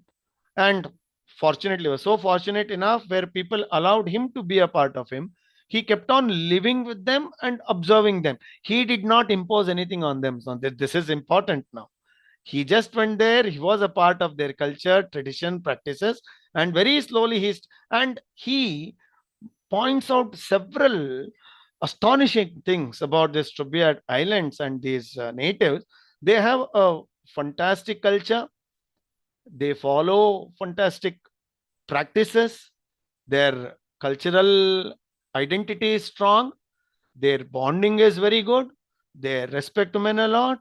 Their children are most adorable. Now, these are the things which are very easy to say, but how do you know it when there is absolutely no means of communication? So that is where ethnographic studies become very important to us, because it will give an eye to us through which we can identify, understand, and of course, know things which are unknown to us. So hats off to this gentleman, Bronislaw Malinowski. All right. The next one is phenomenological research. Now, another trendy, fantastic type of a research which is having completely different set of development and a different set of scope, and that is called as phenomenology research. See, it is a hidden problem with me. I keep on bothering about my feedback. Can anyone try to answer this phenomenological research? Is there anybody who can just tell me in one line? Is there anyone who can just tell me what is the meaning of it?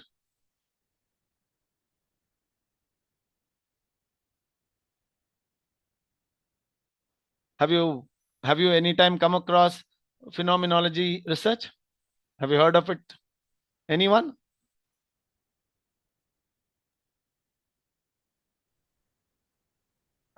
It's a kind of approach where we are going to get the live experience of the people.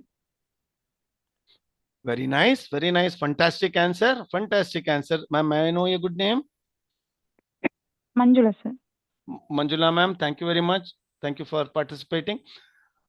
And thank you for believing in me, and at least you made me to believe that people are listening to me. I'm very happy about it.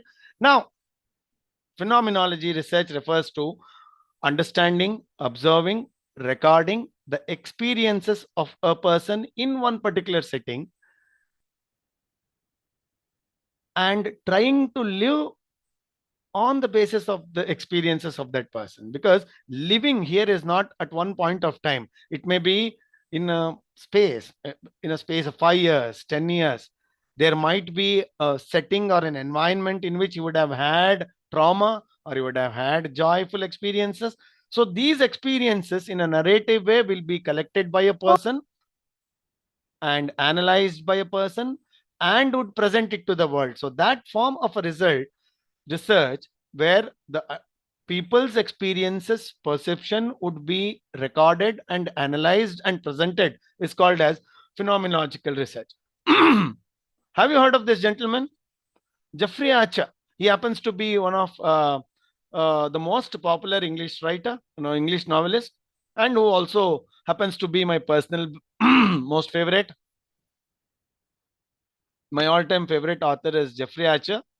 Now, the 3 books that you are seeing here is, I'll always consider them as a practical bad joke.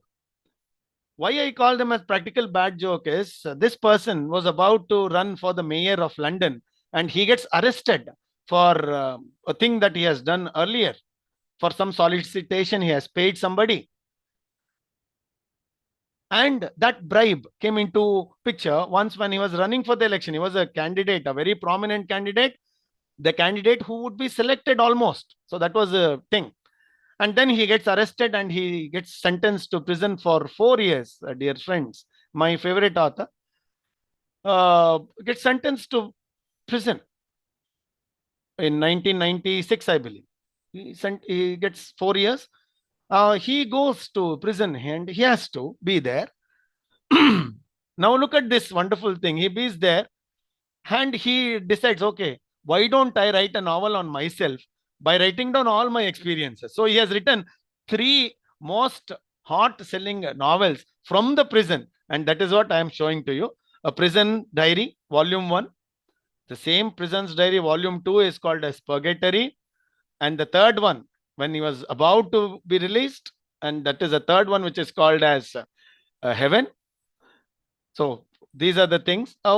When you have a publication, when you have a research work based on the here, the only thing is Jeffrey Archer encountered his own experiences and he wrote his own experiences as so many, which are breathtaking, there are so many things that if you read from this, definitely you will have moisture in your eyes. You will start, tears roll down because of those bad experiences. And he has not spared even the most embarrassing things. He has written all that, and that itself, gives a lot of value to this book's publication. Now, that is the value of the research called as phenomenological research. So this is one practical use of it. You can have a publication which can be a popular publication.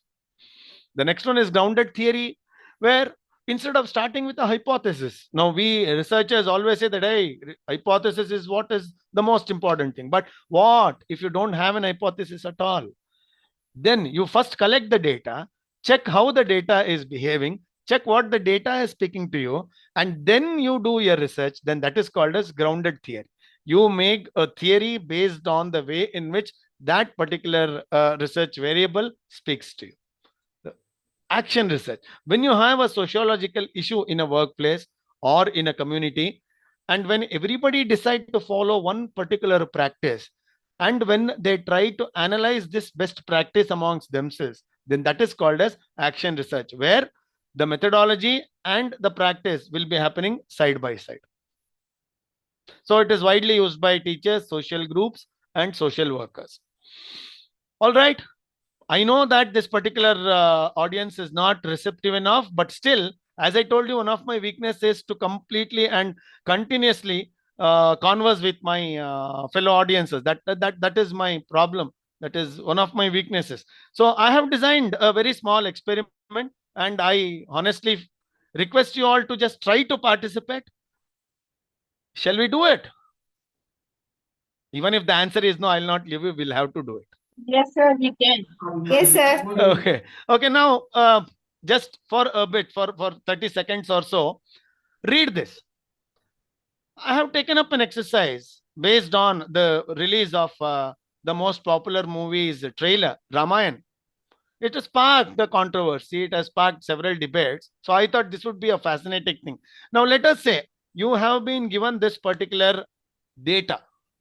Just observe the data. You have several one-line feedbacks. Read these feedbacks.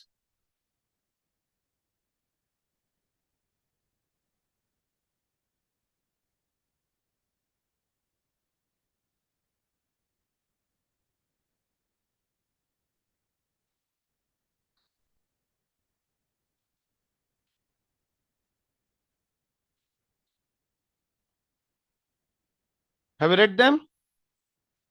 No, see, it's a feedback, one-line feedback given by all those who have seen the trailer of Ramayana. So that is their response along with the star rating. Now, if I tell you that if I give you 10,000 such comments, 10,000 ratings, 10,000 stars, and if I ask you to give a summary, how will you be able to do that? Is it humanly possible to read all those 10,000? Now, every person's perception will be different. Every person's way of experiencing a trailer is different. Every person's aspect will be very different. Every person's thinking, philosophy will be totally different. How will you gauge it and come out with a concise summary of all these experiences? That is where, my dear friends, a unique proposition has come up. One particular research area, which is a promised research area, which has n number of developments, n number of scope, and that is called as natural language processing, NLP based research. NLP based research is occupying the center stage because of the possibilities that it can do. Now look, if I give you this problem, look, you have 10,000 reviews.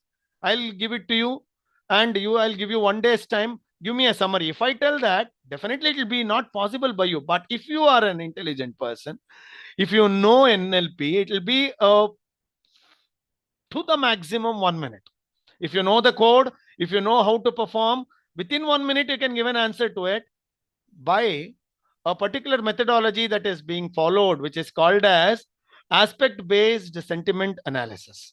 ABSA. So ABSA is one such sentiment analysis technique that is being followed by majority of this qualitative research propounders, qualitative researchers, which is giving fascinating research. Now, see, for example, I am just giving you all for the sake of experimenting. This is one such tool which is developed by Gautam Naik, a qualitative researcher, under a technology called as bidirectional encoder representation from transformer. That is, in a very simple way, whatever are your words, whatever are your thoughts, whatever are your statements will be identified. The aspects and the sentiments will be taken out. All the aspects and sentiments will be coded. Now see, follow my cursor. So this is called as word tokenizer. All your inputs will be given a particular ID. It will be given a label. And then the aspect is extracted. Now, based on all these things, what are the most common things? So those common things will be extracted first. And then your response to those common analysis would be taken into consideration. And your sentiments will be classified in this way. Then your sentiments will be detected. And finally, a logic regression model will be done and the result will be shown. You need not have to worry at all because this is an algorithm based on which your AI tool or your recommender app will work. So don't worry about all these things. This happens at the background. This is what is the recommender logo that I was trying to tell you all. A recommender algorithm here refers to algorithm which is based on the qualitative inputs of variables, which will help you to codify a large data set and present to you the real answers. Now, if at all, if I code those 10,000 responses to this particular ABSA analysis, then what is the result that I get? Okay, now let's see. AI audience intelligence. I've just encoded it and I got the summary of all the 10,000 responses. So look at this. Based on the questions of the feedback, within 1 second, AI is telling me that, look, I have just coded and I have just verified all the 10,000 responses and I have also collected the aspects. What are these aspects? Ramayana trailer wins audience with scale, music, production quality, but leaves some viewers divided over VFX authenticity, emotional depth, and character portrayal. This is the AI response based on the methodology that I showed you. What audience loved? VFX, music, casting, cinematography, production, and world building. What they did not like? They did not like casting. They did not like artificialness. So this sort of a ready-made answer will be given to you with the help of ASBA analysis, which is a part of qualitative research technique. So this is where, dear friends, you can codify, you can summarize, you can analyze thousands of online responses which are qualitative in nature. You can collect smileys, you can collect emoticons, you can collect your thumbs up signals, you can collect your eye movement, you can collect your number of clicks, based on which a pattern will be identified, and then the pattern will give answers to all your research questions. So these were the qualitative research approaches. Quickly, I'll move on to the last one, which is called as mixed method research. Mixed method research refers to a unique and a new proposition that is coming up in today's research world, and that combines both qualitative and quantitative approach within the same study to obtain a more complete understanding of a research problem. So, for example, quantitative data can establish only a magnitude, how much, what it is it measurable or not? But qualitative takes into consideration your aspirations, your perceptions, and experiences. The strength lies not merely in using both types of data, but in integrating them. So that is where mixed methods research is becoming very, very popular. What are the applications? I have just listed out a few applications here. Consumer behavior, how? Survey data, whatever survey you collect, may tell you about the factors influencing purchase decisions. But The consumer responses will tell you why these consumers are behaving like that. Employee engagement. If you study them, if you do a survey on them, you can measure their level of engagement. But qualitative research will tell the reasons behind that satisfaction or dissatisfaction. Digital payment adoption, the first question that I asked, the statistical analysis can identify the determinants, but qualitative interviews will reveal the barriers, why it is so, why adoption is being failed, why there is still a digital divide in India. And then we people can use this mixed method research to the maximum. Your test scores can measure learning outcomes of your students, but why and to what extent they are facing difficulties can be known by applying qualitative research. Therefore, if you apply mixed methods, you will be the best in both the worlds. All right. So with that note, I'll stop my presentation here. It's been a wonderful experience, and I thank the principals of both the institutions and for the audiences who have joined today and listened to my boring lecture. In case if you have any questions, I would definitely be honored, a privilege to answer those. Do I have any questions?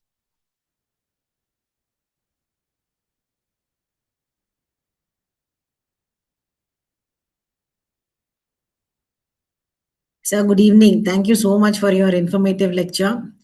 Thank you, Manjula ma'am. Sir, what do you think about using this big data analysis in terms of this That is what elections? all this. Yeah. Complete your question. I'm sorry. Yes, this elections predictions and all, sir.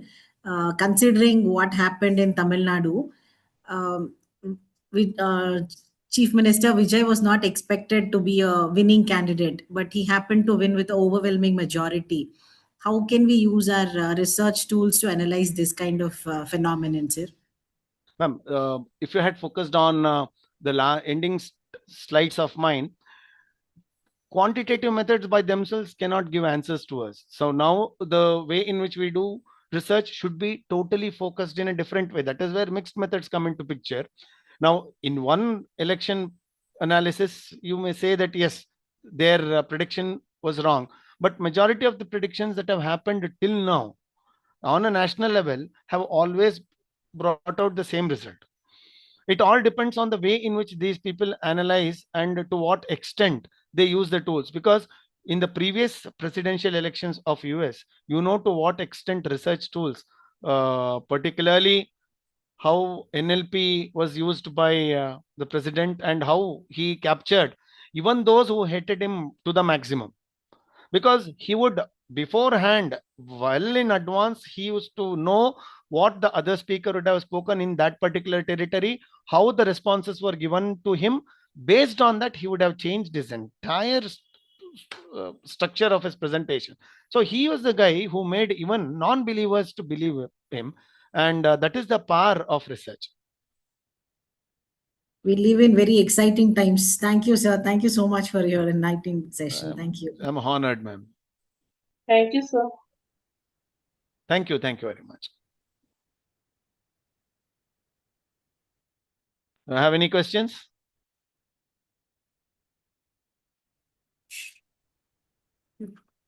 Sir, can you please share the PPT for the participants, sir? Yeah, definitely I'll do that. Yeah, thank you, Definitely I'll do that. Continue. As we have come to the end of the interactive session of this FDP, Any other questions? any other questions? No, there are no questions, I think, but Sir, it was very reading their informative session, sir. chats, and I'm happy. And I thank all the participants who have appreciated my lecture and who have thanked me. I, in turn, have to thank each one of you, especially to Ramkrishna sir, to be my elderly friend, I can say that, or to Manjula ma'am, whom I have been knowing from past couple of years. And all my colleagues in both the colleges for giving me an opportunity to share whatever little I knew. And I also like to thank you all for giving me a wonderful feedback. Thank you all.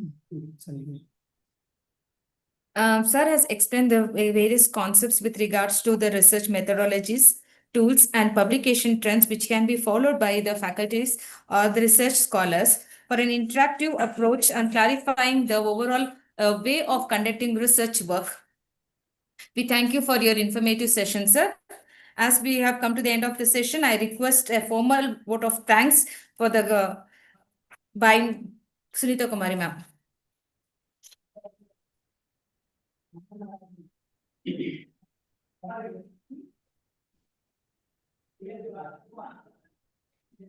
Respected Principal, Professor Ramkrishna Pavi, Dr. S. Gopal Raju, Government First Aid College, Anekal.